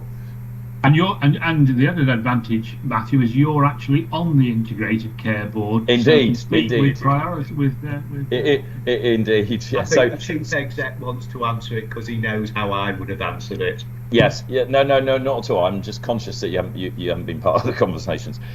So I think, firstly, Simon, you're right. Obviously, the response is very much a system response, and the meeting we had with the national team included Simon Trickett as chief executive of the ICB, and I, and Sarah Dugan will be joining us for the follow-up meeting we have next Tuesday. The specific response to each of these items, the fast track and discharge process is partly about the residual commissioning responsibility that the ICB core team have in continuing healthcare funding, but also making sure that all partners are working closely when the fast track process is with regard to people at the end of life, and making sure that process is not blocked or slowed down by any funding issues.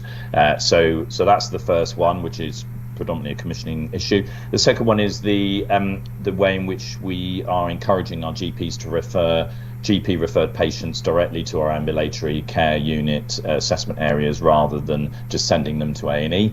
That's a communication responsibility that is already underway. We've had a little bit of feedback, Simon, to say that when they are making contact with us, we're still not yet fully sending people directly through to the same-day emergency care areas. So that's a work in progress. But there's also an element of the community trust having a very simple single point of access, which we know that the GPs and the ambulance crews tell us isn't as simple as it is in other parts of the region, and we need to learn from them. And then the third is recent guidance come out from national leaders on discharge top tips, if you like, things that work in systems that get this right, and how to accelerate that. And that clearly is a system leadership role that the ICB leaders are taking on and working closely with all partners. Many of the actions, to be fair, Simon, in that are already in place, but we need to just make sure we're revisiting all of that. So I think there's the key piece is that everybody has a role to play. Social care, general practice, community services, ourselves, and making sure that we are all pulling in the same direction, because this is a patient safety crisis that we're dealing with the ambulance service. Now, of course, we met with the ambulance service leaders, their chief nurse, and our local liaison person who is their director of strategy earlier this week. The ambulance service are and have been very keen to make sure scrutiny committees are fully briefed on the issues that they're dealing with, and we're working closely with them to make sure that they understand the actions that we're taking. We taught them around the new AMU and the model of the PDU earlier this week, so that they're clear on all of the actions that we're taking to try to help to make sure that they're able to meet their responsibilities and commitments, and also recognising they're having significant staffing challenges themselves as a consequence of COVID. Hope that answers your question, Simon. Thanks, Simon. Colin. Thanks, Chair. My question relates to your comments, Paul, about the increase of acuity of individuals who choose to walk in, and trying to understand the impact and the consequences on patient safety. If this is a symptom of the lack of confidence that individuals have in a rapid response from an ambulance call, they decide to take matters into their own hands. I guess there are some significant patient safety issues around that, and also impact potentially on ED in the longer term if this is a continuing feature of behaviour. So is this something we should concern ourselves about even more? I mean, I think it is undoubtedly true, Colin, that patients are bringing themselves into hospital, and as I said, that we are at times pulling patients out of the waiting room into the major cubicles in advance of patients who are on the back of the ambulance, because those patients are more acutely ill.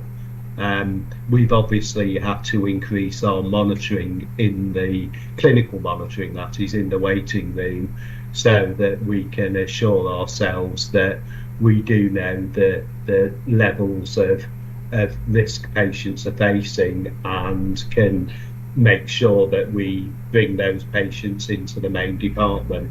I mean, I think it is, I can't say, I don't have any, kind of clear evidence, but I think most colleagues would say that the increase in acuity of patients coming into the ED that are not conveyed by ambulance is a consequence of, the media and publicity around ambulance delays. So if the actions that we've been putting in place last week, this week and next week have the impact that we need them to have on reducing the level of ambulance handovers, hopefully that pattern, the confidence will return, and that pattern will retreat. But as I understand it, this is not what the picture we're painting here is not dissimilar to what's happening elsewhere in the region. Thanks. I think Paula wanted to come in, Chair, as well. Well, I've got Christine and Paula. Well, Christine first of all. I'll come back to Richard in a minute. Christine first of all, then Paula.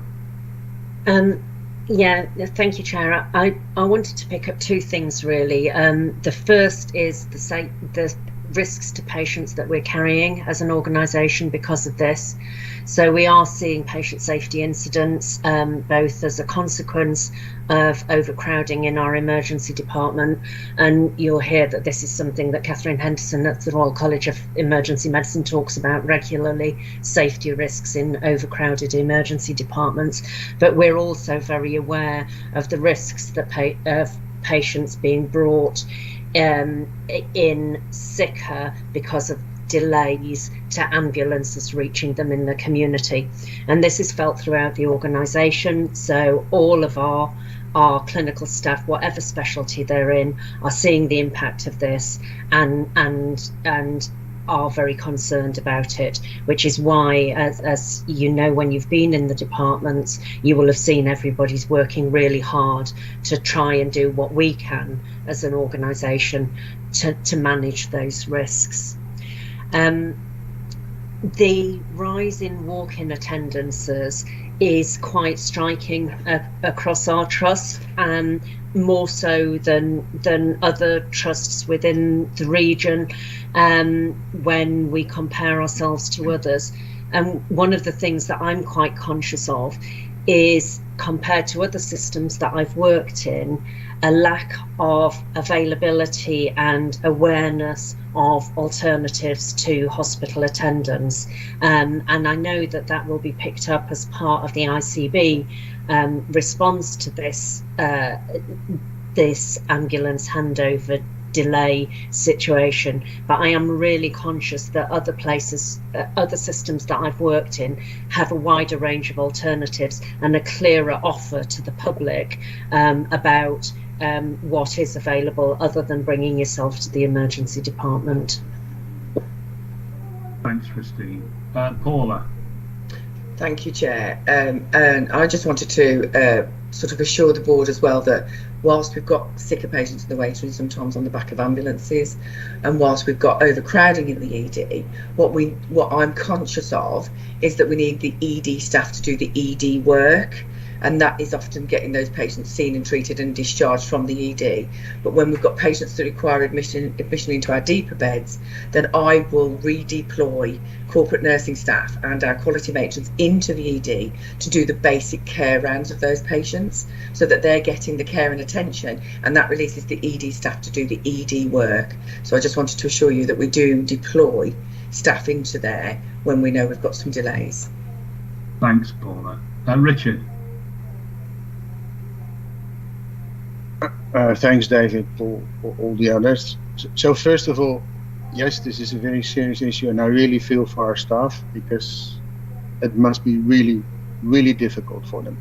Not just because they need to work really hard to deal with it and to implement all the safety measures that you need to put in place, but also because they feel very uncomfortable having so many serious sick people around that they can't really give the level of care that they would like to give them. So that's the first thing.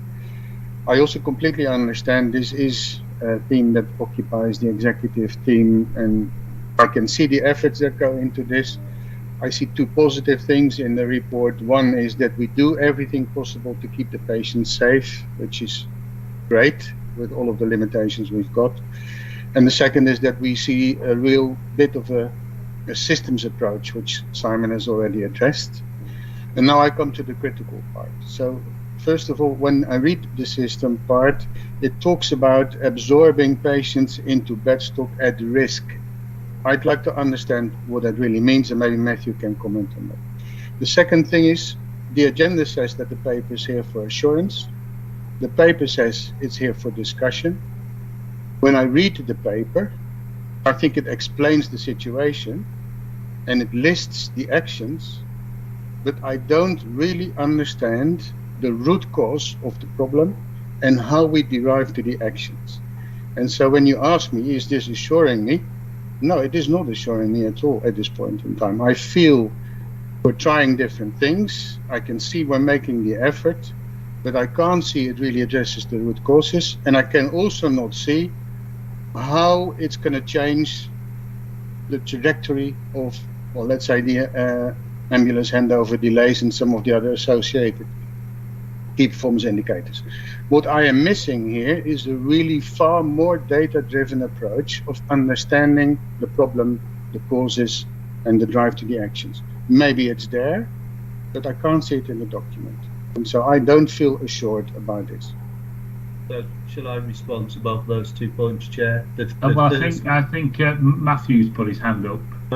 Paul, I don't know whether you want to respond, and then Paul, or Paul and Anthony. So Paul go first, and then I'll follow up, because I think there's an element of a timing point here as well. So in terms of your question about the Health and Care Trust absorbing 5 patients at risk, that's the language they wish to use. It's what we're actually saying is, in the acute trust, when the pressure gets high, we will board patients on the ward until a bed becomes available. And that's what they're talking about. They've taken extra 5 patients across the, whatever it is, the 10 community hospitals.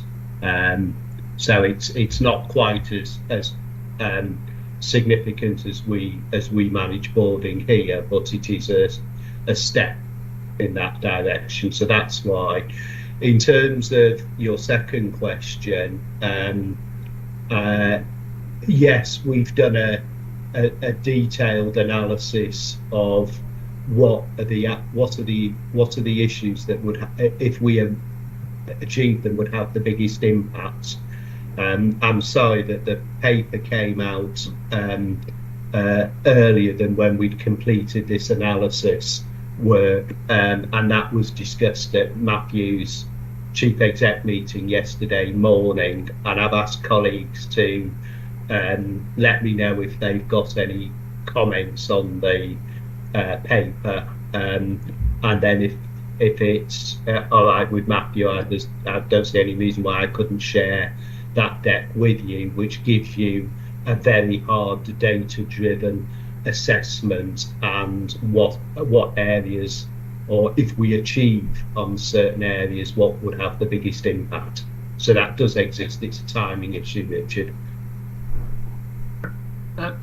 Richard, when's your next Finance and Performance Committee meeting?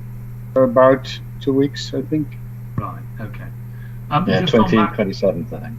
Right. So just on that issue, are there any other? I'll try and sum up, I think, where we are in all this. Any other issues anybody wants to raise?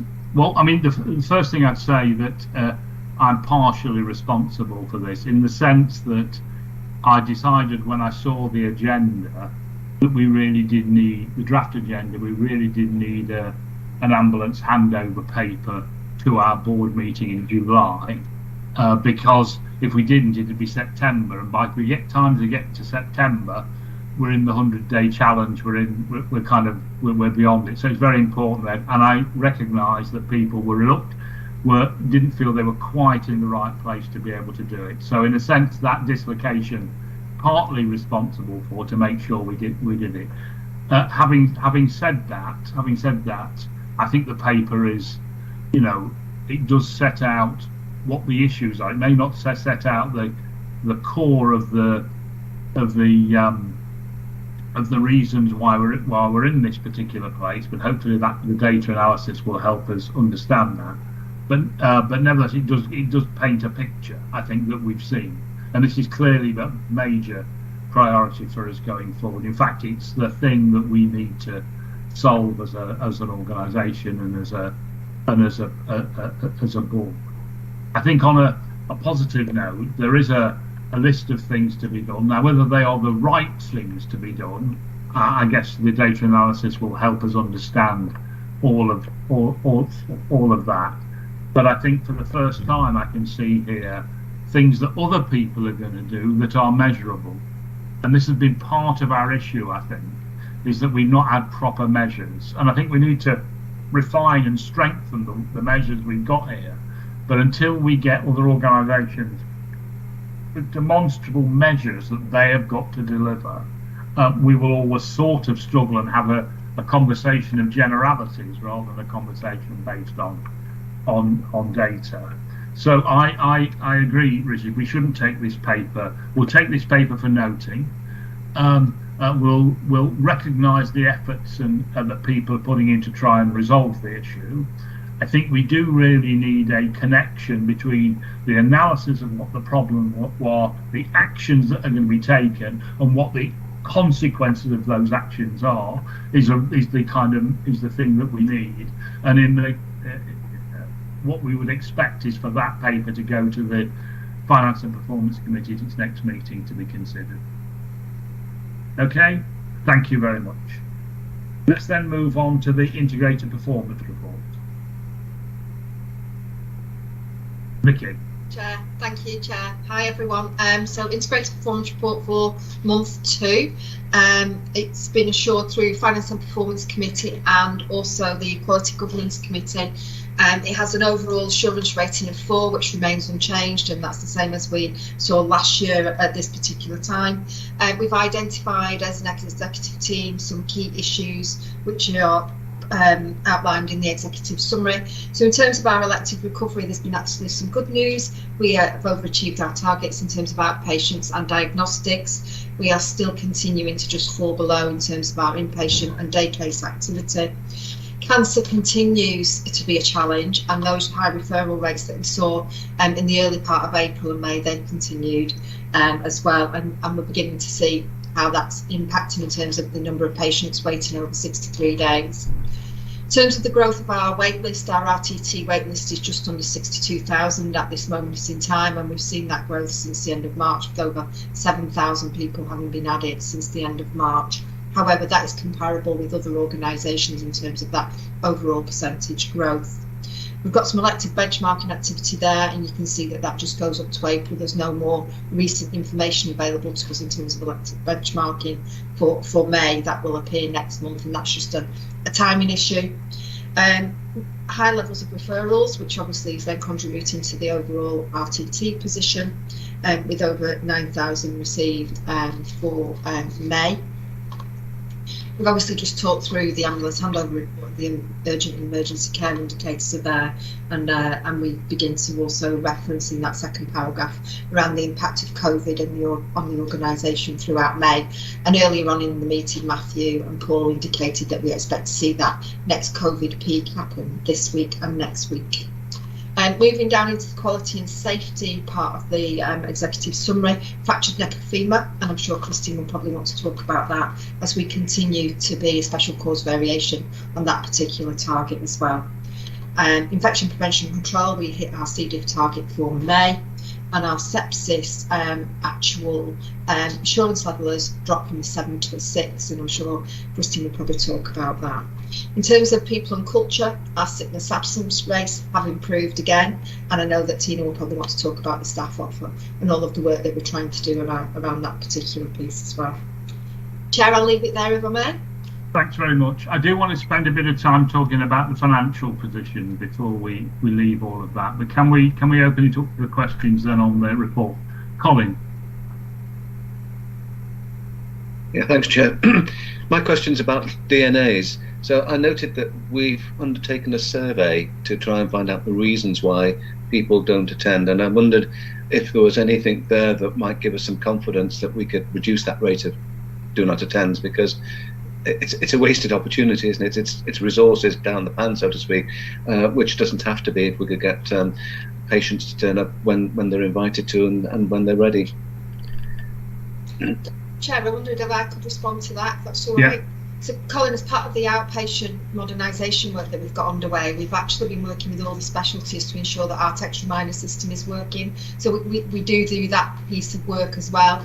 And I know, I think there's actually in some instances where we actually do kind of like a double text, so 7 days and then, you know, a couple of days before. So we are trying to address that particular piece as part of that work stream.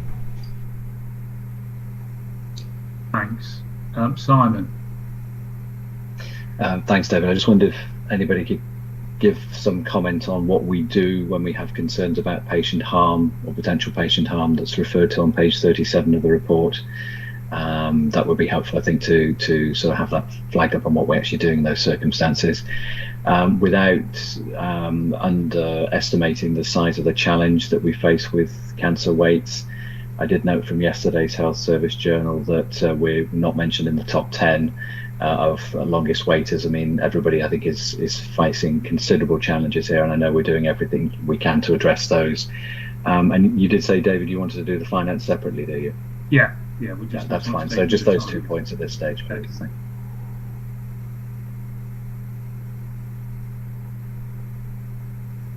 mean, I can come in on the cancer point, Simon. So what we're running through now on the areas where there's the longest and most numerous waits is actually going through the pathway, because there's a number of actions that we're taking, so clinical interventions that we're taking that are happening on a sequential basis.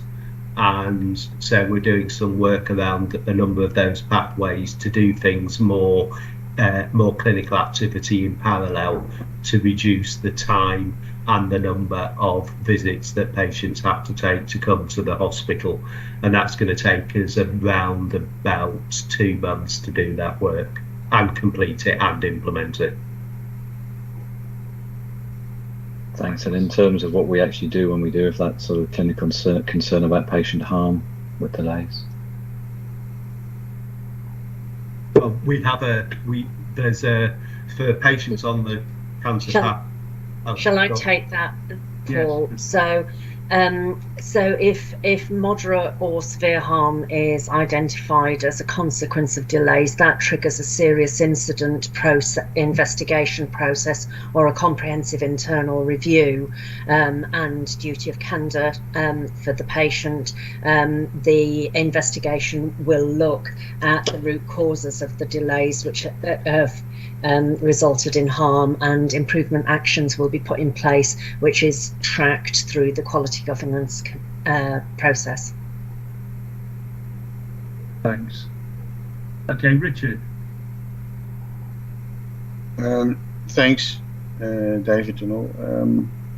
A couple of things. Paul, some really good statistics when we talk about diagnostics, which is great. Yeah, I think that's really helpful in many ways, although we know that the challenge is really big as well. And also on outpatients, but on our elective work, we're still behind in activity levels. And I'm assuming that the COVID situation hasn't made that situation any better.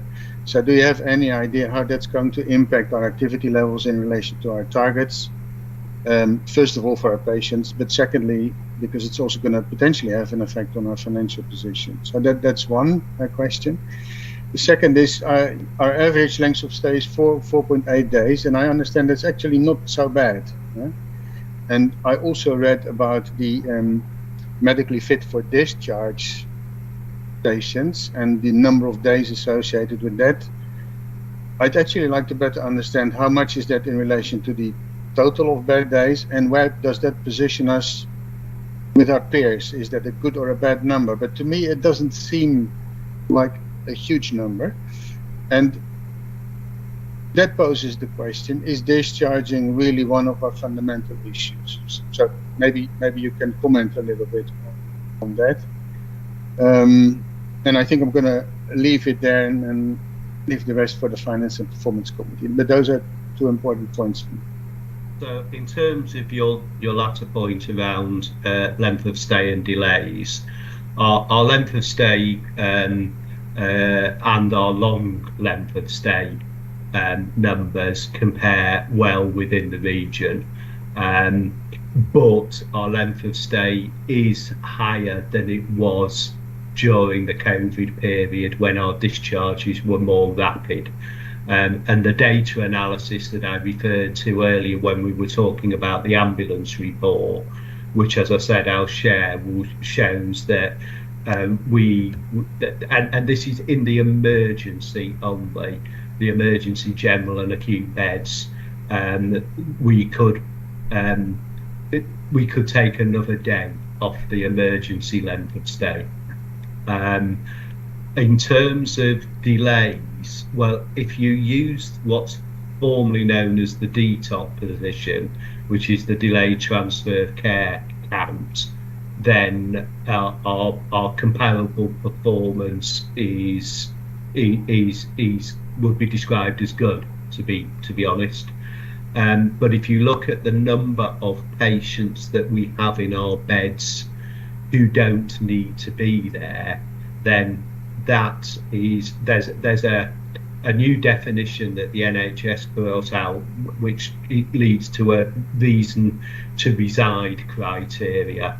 And on that definition, at any one time, we're seeing between 55 and 75 patients in our G&A beds who don't need to be there. And we are seeing some delays around those patients who need to move to a community hospital. Having said that, the Health and Care Trust would say that they have delays, quite significant delays of patients in community hospitals waiting to be discharged. but one of the actions that I referred to earlier in creating and opening the pathway discharge unit is aimed at concentrating those patients that have been identified as medically fit for discharge, do require to be discharged either with reablement or to a community bed, and that they should all go preferably within 24 but absolutely within 48 hours. We're using the PDU to push that. In terms of your first, so our figures, our performance doesn't look bad comparably, but we could do better and we need to do better.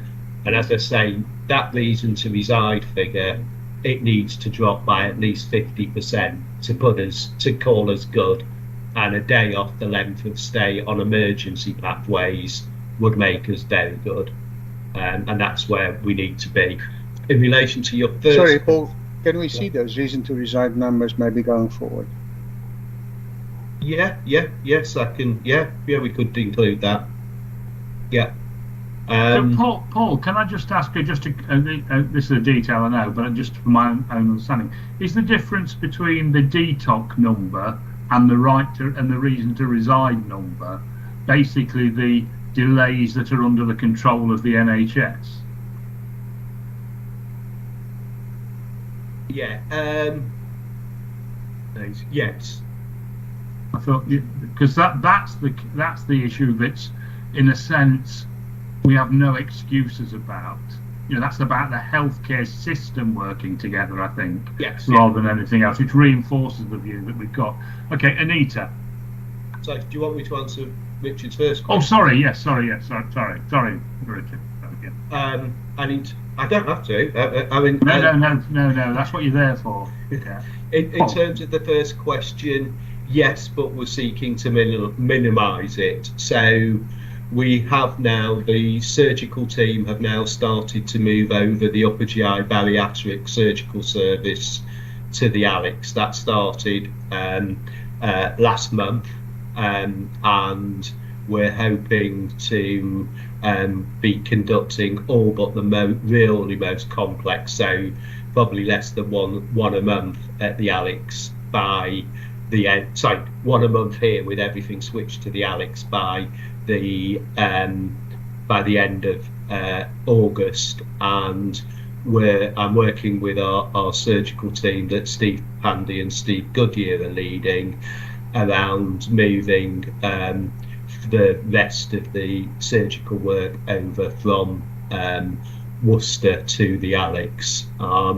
So yes, we have had cancellations because of bed capacity here, and if we can get these services over to the Alex over the next 2 months, then that will minimise that risk. I think the other thing that we have done is we're running, I think Simon, I'll be talking to Simon about this outside the board, we're running a perfect 2 week at the theatres at Kidderminster at the moment, and running the hard data behind that. And what that is showing is that we do have our biggest opportunity to do more activity within funded theatre sessions is at Kidderminster, where we're probably dropping around about 30% of the theatre sessions. So they're staffed, nursing staffed, but they're not being picked up for a variety of reasons. And the theatre group, the 6 CDs and 3 DDs that I chair, is addressing that. But we want to get all the data back from the perfect 2 week at Kidderminster, and that finishes tomorrow. Thanks, everybody. Okay, Anita. Thanks. I'll try and keep it quick.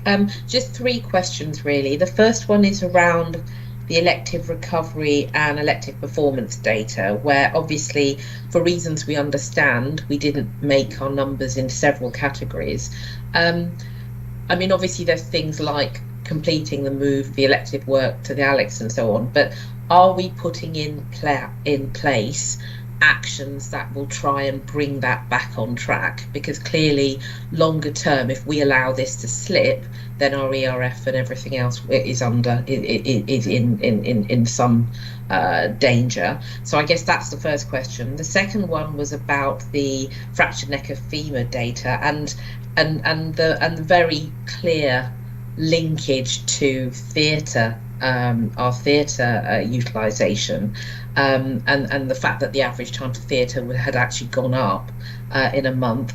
I know we have some work about kicking off on theatres. I wondered whether you could tell us when you thought that piece of work might start to feed through to actually having some actions on that. And my final quick question was about C. diff. Clearly, it sounds like we've got quite an issue in terms of C. diff in the trust. Do we have any explanations for that? Is it all about community levels, or is there something else going on? Thanks. So, in relation to the first question, Anita, the divisions did a bottom-up exercise on what would be needed to ensure delivery against the elective targets. That what we agreed was that they would. Joe Kerwin, Rob's deputy, she pulled that. Is pulling all of that together by close of play tomorrow, so that we'll have a clear picture of both cost and it's what Tina referred to earlier on the annual planning report, that there was an additional 20 posts. Well, that's linked to that activity, that's pulled from that work. So that will be completed tomorrow, and we are taking and the other area is, as I say, this indication that take up of theatre at Kidderminster is running at about 70%. That gives us a 30% opportunity there. So it's that and the bottom up, not top down work from the divisions on the activity. In terms of the fractured knob and the work we're doing there, I think that will be complete at the end of August. Well, no, I don't. It will be complete at the end of August, and one of the issues is managing the two trauma theatres, one of which at the moment is not regularly functioning 7 days a week. And then managing the issues around the two CPOD lifts as well. So we maximise those theatres. But the work on the theatres that will impact on Worcester will complete will complete by the end of next month. I should say at the moment, with the work that's already underway, the take-up of theatre sessions at Worcester has improved, and it's now running at about 92%. Compared, for example, to the 70% at Kidderminster.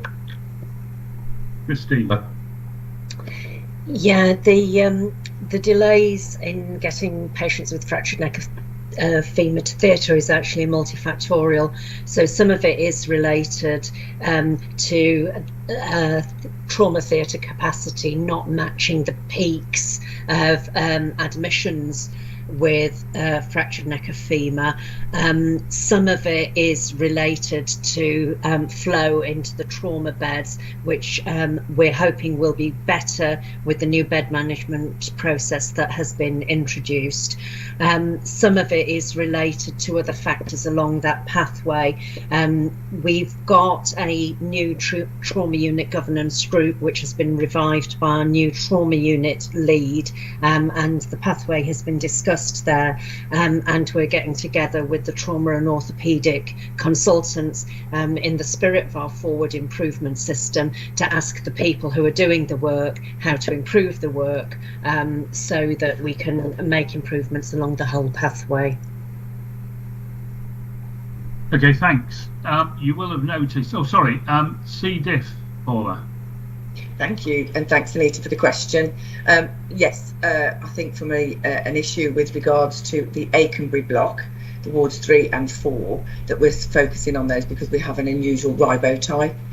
So we are absolutely focusing not just on the cleaning, but also the environmental fabric of the building as well, and reviewing that with daily walkabouts. And Scott Dickinson has been instrumental in helping the estates part of that work, which is brilliant. We do terminal cleans on all of the beds anyway. What I'm realising this week is sometimes those terminal cleans are not so much for the chairs, bedside tables or the lockers, so that's being now included. And we're making sure that we follow through that. And if you look at the annual report, the priority still going forward for any kind of infection is around cleanliness, hand hygiene, antimicrobial stewardship. And so whilst there is an element of community onset acquired, and that is again linked back to the COVID times of when we were not having GP appointments and the dentistry and the sort of over prescribing of antibiotics, and I think we're still seeing some remnants of that. However, this is hospital acquired, and I know if Sue and Julie were here, they would talk about the bed cleaning element, and Scott and I are working really closely on some solutions to that. We've got some identified places where we could probably do those cleans, but again, for the Worcester site that might require some capital investment, and for the Alex site that may now be scuppered to such a degree with the new endoscopy opening. So again, we're just looking at that. That isn't off the radar at all, and that we are being obviously monitored by NHSEI around our PIIs, so the post-incident reviews of those. So absolutely got that as a focus. Thanks very much. I am conscious of the time in all of this, and if you'd had a decent chairman, they would have been able to manage it better. But I do think the conversations we've had have been important. But what I would say is that particularly the infection control safeguarding annual report and the safe staffing report have all been to all the committees. We should take that up. But I do want to talk about the financial position of the trust at the moment and the report that we've got in front of us before I go further. So Robert, do you want to say something about where we are? Yes, thank you, David. What we've done, as you can see from the report, one of the key things is we are broadly in line with where we said we would be at this time.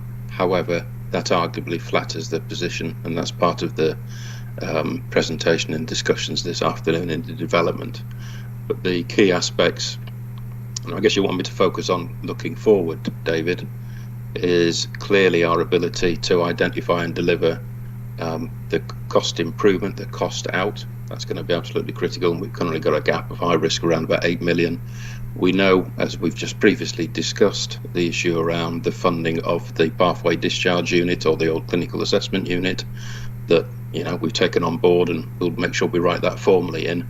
And then the other main one, of course, is delivering the ERF in full, because that's critical in terms of just demonstrating our productivity above and beyond cost reduction. I think those are the key financial points. Yeah. Critically, of course, key points are around our ability and our resources, and it is about the workforce and our ability to both retain and retract and continue to deliver, not only in terms of the challenges of recruitment, but also in the challenges of continuing COVID. Yep. Okay, thanks. Any questions, comments on the financial position of the trust?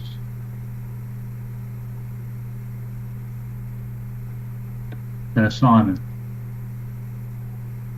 I think for me, it's just the observation that we're under a huge amount of pressure on our PEPs, and the knock-on effects that not realising those will have across our financial situation. It's something we talk about quite frequently at Finance and Performance, but it's cropped up a number of times in the IPR here, and I think it's worth just registering again that we are at risk for those PEPs, and that will have consequences. But I know everybody's working very hard on that, and an element of over-programming is required, I think. Yeah. Richard. I support what Simon is saying. Obviously, that was one of the points. The second point is the risk that I see in the capital available for the life cycle management of our assets. We did discuss it in Finance and Performance. I know there's some actions underway, but I think it's important to note and to make sure that we've got a really good analysis of the main risks in those areas, and that we prioritize our capital accordingly. Robert. No, that's absolutely true, and that's one of the key things. And again, this also, I think, David, relates back to two key areas. One, the work we're doing around digital and the opportunities there, hopefully, to secure more funding. That means any infrastructure issues there, whether they're backlog or critical issues, can be addressed through one route. The other one was your points earlier to the question that Simon had raised about additional funding coming in, is that, you know, we do have a number of schemes clearly that we're pursuing at the minute, whether that's the TIF2 for theatres, whether that's work completing more work in Kidderminster.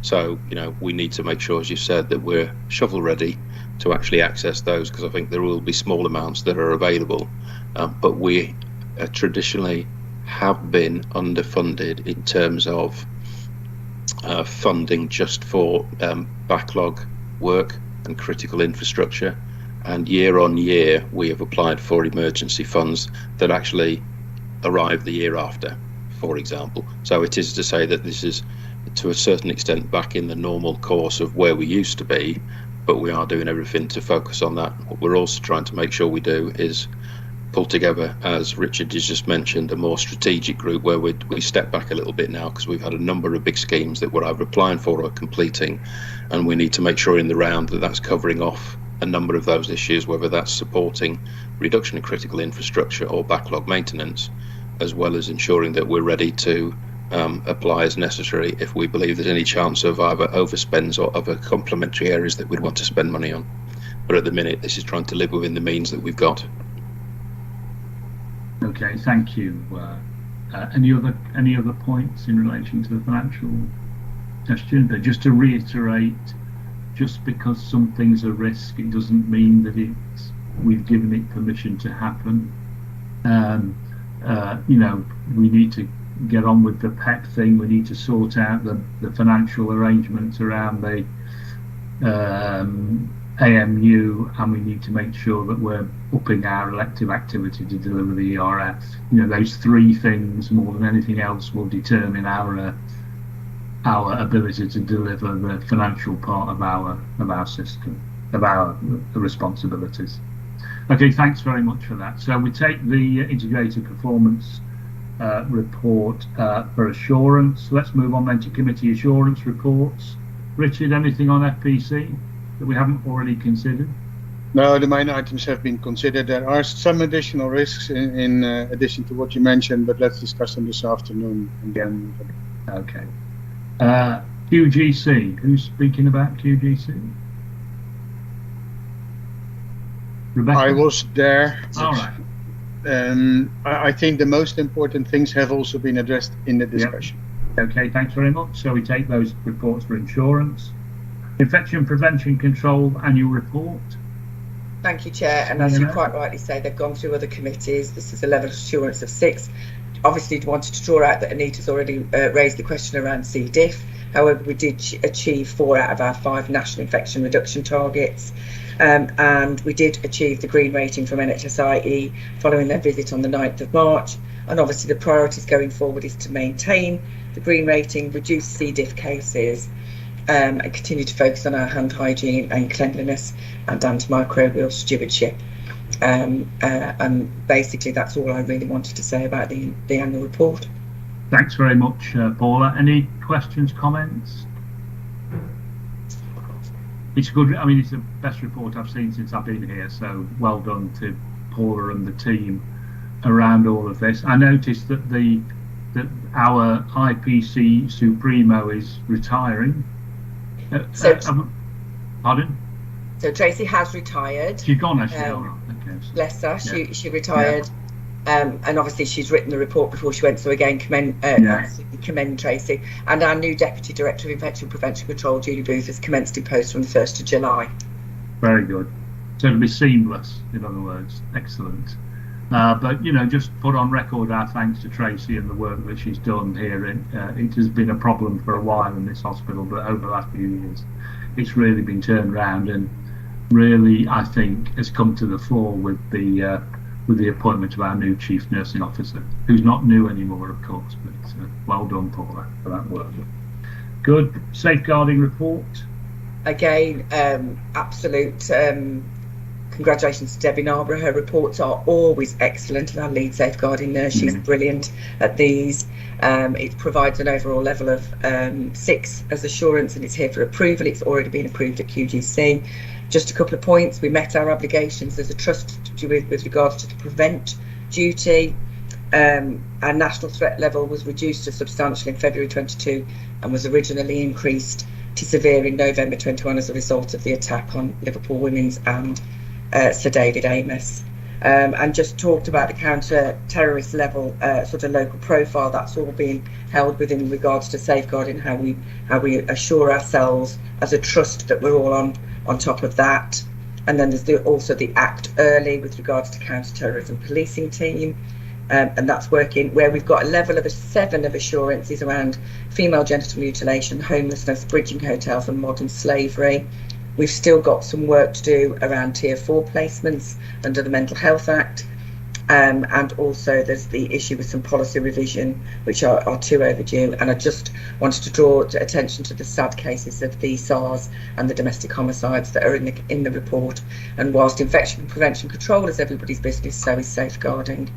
So again, commend the report to the board. Points well made. Any questions? Okay, we'll take them for assurance. Thank you. Safest staffing report. Thank you. So again, a level of assurance of 6 for the nurse staffing report. We've seen an increase in therapeutic observations for our CAMS patients during May. That has subsequently reduced during the end of June and beginning of July. As has been outlined through the ambulance handover delays and the urgent emergency care pathway, concerns for our staff within the EDs. They are really struggling at the moment, and that needs to be absolutely taken on board, and we need to go down and make sure that they are well looked after. We do that through various means, through charitable funds committee as well, and they do enjoy their pizzas. And as you can see, we've put some benchmarking in there now with regards to our peer group and sort of nationally through the model hospital on vacancy and turnover, and at the moment we're faring favourably against both of those. So again, just wanted to draw out those highlights. I'll take any questions. I know Richard's got his hand up. Thanks. Are you doing midwifery as well? I am. Okay, Richard. 2 things. First of all, I think again, just expressing thanks and appreciation for the team that does an incredible job in keeping on board safe in these very difficult times. So that's the first thing. Secondly, of course, there is a concern given sickness and attrition that we use a large part of bank and agency usage, which is a point of concern. And my question is really, what's the issue with the clearances for the recruits? Because that seems to be hurting us, and what are we doing about it? Sorry, Richard, I didn't hear the bit about recruits. The clearances for the recruits, and right. I think Tina wants to answer. Okay. I can answer that. We've had Thank you, Tina. Capacity issues within the central recruitment functions, both for the non-medical and medical functions. We've had a backlog of the pre-employment checks. We've now put some additional resource into both teams, and so we're addressing the backlog, but that will take a couple of months to work through. So that's having an impact on the length of time taken to get the new starters in place.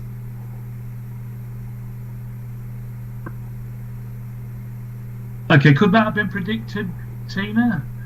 Are we behind the ball here? In hindsight, yes. We probably needed to monitor some of the information better, which we've now obviously corrected.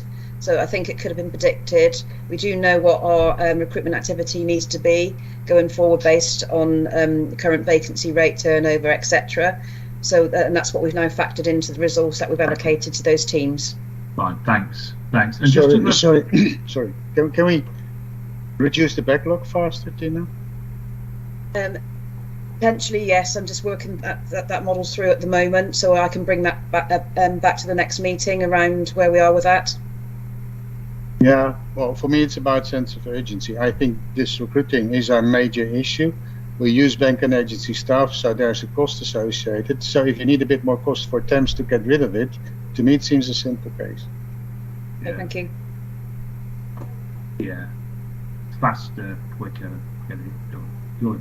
And just as a point, Paul, on the point you make about ED staff, one of the things that was said of one of the various reports and inspections that had gone on in the ED was that the one part of the problem for ED is they didn't feel that they were supported by the rest of the hospital. And you know, it's an easy thing to, you know, you can see it in the hospital overall. And I just wondered, where do you think we are in terms of their perception of whether the rest of the hospital is doing the work, you know, helping, and whether in reality they are? Yeah, I think in certain circumstances the rest of the hospital are fully aware, and I know that Paul, I and Christine make it very clear that when there's new extra support required into the ED that they do that. Do other wards understand the level and pressure of ED? And that's sometimes borne out when you're on call and you're trying to transfer patients and the wards say they're far too busy to take the patient.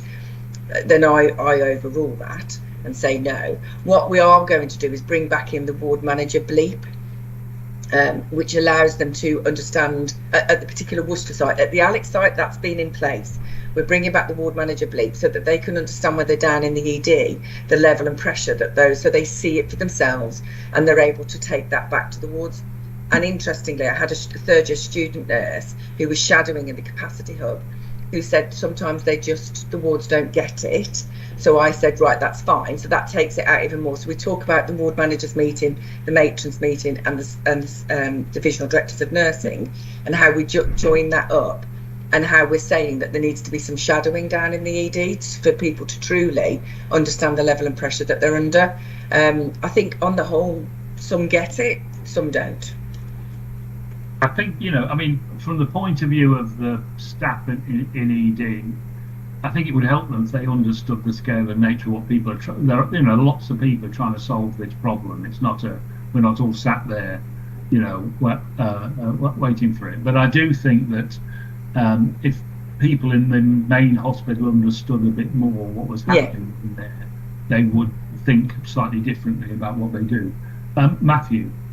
Yeah, thanks, Chair. And I think those comments are really important and well made. And what we're finding as we're increasing the numbers of people that are getting exposure both to awareness of the forward improvement system and training is that we are starting to, and I'm starting to get some email traffic into my inbox from ED staff pointing to some of the other things that are impacting on their ability to do their jobs, such as equipment, time to find equipment, and other factors. And I think if we can get those addressed, will be fundamental to the staff experience as much as feeling that the wider hospital is aware of their pressures, because clearly time is the big factor for most of our staff. So I think it's all the points that Paul has made, but also making sure that we're able to deal with some of the basics of the things that waste our staff time, and obviously that's underway through the forward improvement system work. Okay, thanks.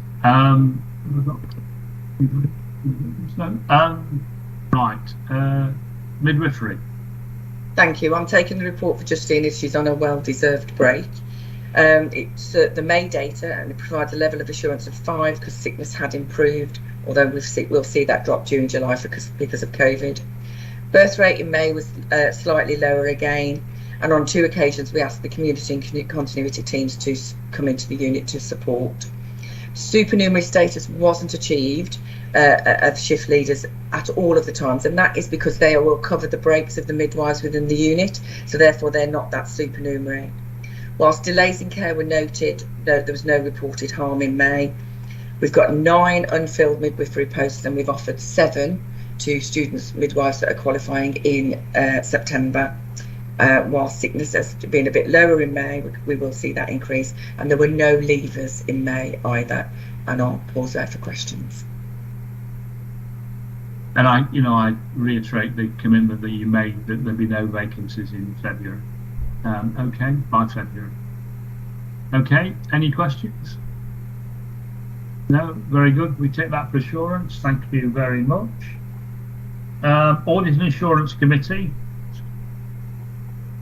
Yeah, not very much to add, Chair. I think the report could be taken as read, and I think we'll be picking up a couple of things in private meeting later. Thanks. Thanks very much. Any questions? Richard?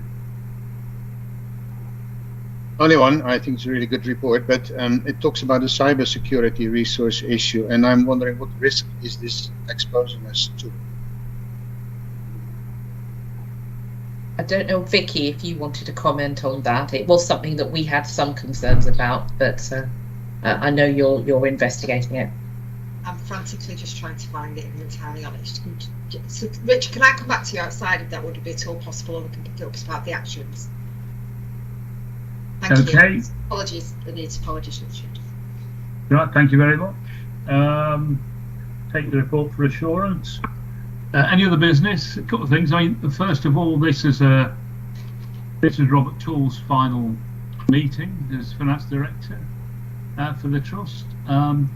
We should note he goes out with a month 2 balanced position. Who would have thought it?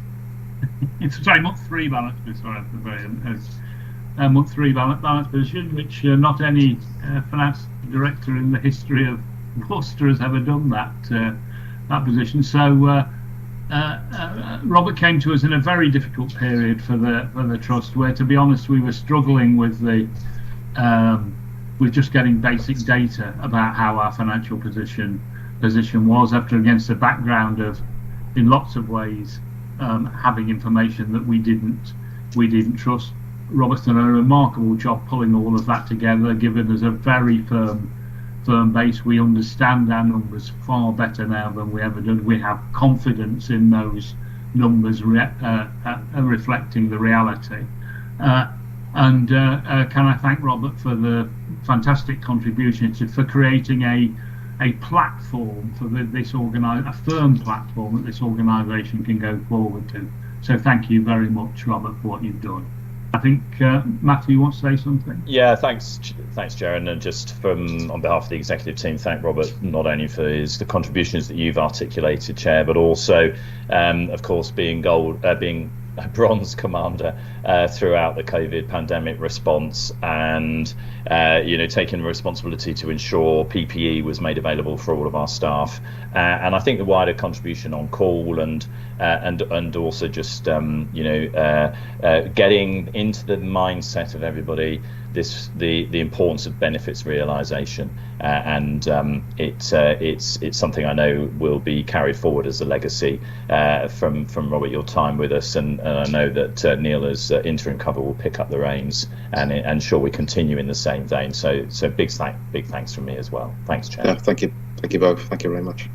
Okay, and then the other issue, of course, this is my last meeting as your chair. Although, of course, I will tune into the YouTube program as it plays out in months to come. So I'll be watching you all. It's interesting. On reflection, only 2 members who were members of this board have survived my time here. Richard Oostrom and Tina. It shows you how impressive those 2 individuals are to have escaped my look. But all the rest of you, I have some sort of responsibility for. What I think I would say about all of that is that one of the things about this organisation over the last 10 years or so, as far as I can see, there's never been how do I describe it, a peaceful and organised transfer of power. There's always been a firing or a resignation, forced or otherwise, by others. So it's a real thing of for me to be able to transfer power in a direct way. We've got a board which has set out I think a compelling direction for the organisation. We've put in place a lot of things which already are having improvements, but also will in the future. I particularly identify the success we've had on taking forward the digital stuff, which will have a massive impact on patients going forward. The capital program, the new ED, all of those things that we've struggled to get right in the past because of the way in which the board's construct itself, because of the way the board has developed, we've been able to do them. And we've got a really, I think, and trust me, I know, we've got a very strong board to take this forward. So thanks everybody for your help and support in all of this, putting me right when I'm going wrong, and when I confuse the agenda, they put me right. I will, of course, still be a resident of Worcestershire, still have an interest, still if I have an heart attack or a stroke, I'll depend on you lot getting it right. But good luck going forward. So that's the end of the meeting in public. We will be bringing ourselves back together at 1 o'clock for our meeting. I don't think you get away that. I don't think you get away that easily. I wonder if I can, David. I think Matthew. I can jump in. Sorry, nice try, Chair. So I think on behalf of the board, I wanted just to say a few words, and obviously, as you know, over 4 years as our chair, I think, as you said, we've been really privileged to have you as chair of the board, and you've made such a difference. Our staff say that to us, and I've already seen some of the responses from our MPs who have been briefed earlier today, that they also are hugely supportive of the work that you've done. You set out 3 priorities to get a clear strategy. We've got that. We've got that clinical services strategy. We've got the direction for each of our organisations, and we've done a huge amount in positioning ourselves really well for the future of integrated care systems. You set out the importance of governance, and I think with the work that we've done, we're in a much better place, much more clarity and visibility in relation to our risks, our strategic priorities, and all of that I think is in much better shape. And then the third priority was really about quality. As you've said, we've seen some huge improvements, infection control, other elements. Our HSMR has reduced significantly in your time. The obvious key issue for us as a system is ambulances stacking up outside, but on general quality improvement there's been significant progress. So those 3 priorities you set out, I think there's a hugely important and positive legacy there. Your experience has come to bear in so many ways, David. So the contribution you made to our early preparations for the response to COVID, your experience of leading the NHS through the original SARS response, I think really certainly helped me, but I know helped a number of others to get ourselves in a really good position to manage the response to COVID, and I think we saw that as we move forward. I think your resolute focus on putting patients first, I think, is captured in every single board meeting and every single interaction. I think that's been hugely influential in the way in which we've moved forward over the past 4 and a bit years as an organisation. Your unerring focus on the development of our culture, addressing health inequalities, I think has also been very prominent. But we also must reflect you being instrumental in really creating that compassionate, inclusive and focus on diversity, and the way in which you've personally supported the staff network development. In some ways it's perfect that Donna Scarrett was here for your last board meeting talking about people living with disability. I know you only last night we were really reflecting on the great work that's been done by many partners, including the university, around people living with disabilities, and I think that's been really prominent in I know your thoughts and the way in which you've wanted to see things develop. Let's not forget you chaired the ICS executive for quite some time, promoting partnership working, bringing people together to resolve long-standing issues, despite inevitably some of the frustration. Still some of those things we need to get right, but I think your leadership puts us in a good position from an ICB perspective in the way in which those relationships are developed. You're extremely well liked by our staff, by our stakeholders, by the public, and I think, as you say, you know, that really ordered transition and handing over of power, I think, is also a real credit to you. People have said to me, "Oh, crikey, what's it like working with Sir David? You know, being the chief executive of the trust where he's chair." And honestly, I've said it's been a real pleasure, but I've learnt personally an awful lot from you. Your wise counsel, your challenge, the way sometimes I've thought you've given me a proper telling off, but you've done it really calmly, and the way in which it gets the best out of me as well. So you've been hugely instrumental in transforming the care for the people of the county. So thank you for everything you've done for our patients, for our residents, for our staff. Good luck in your next endeavours. And we hope you won't be a stranger, and we hope you don't get locked in your library again, or however you got locked in. I hope that doesn't happen again, and that you continue to be a friend to us and help us to continue to move towards our outstanding, which I think we're more than capable of doing. So thank you once again, Dave, for everything you've done. Okay, thanks. You're very kind. You're very kind. One thing I would say is that we need to look to the future, you know, and you know, the NHS itself is massively challenged at the moment, and we're no different to all of that. And why I'm so, you know, particularly pleased about the way in which we're going to transfer, in a sense, power in the organisation, is that Anita is going to become the new chair.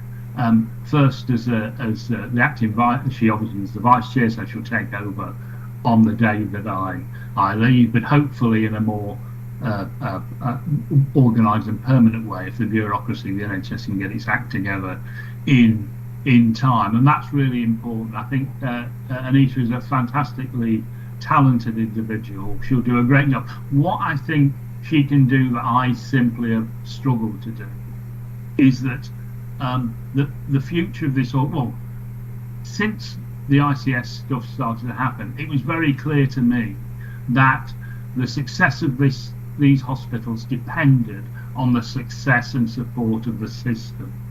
And the success of the support of the success of the system depends on these hospitals.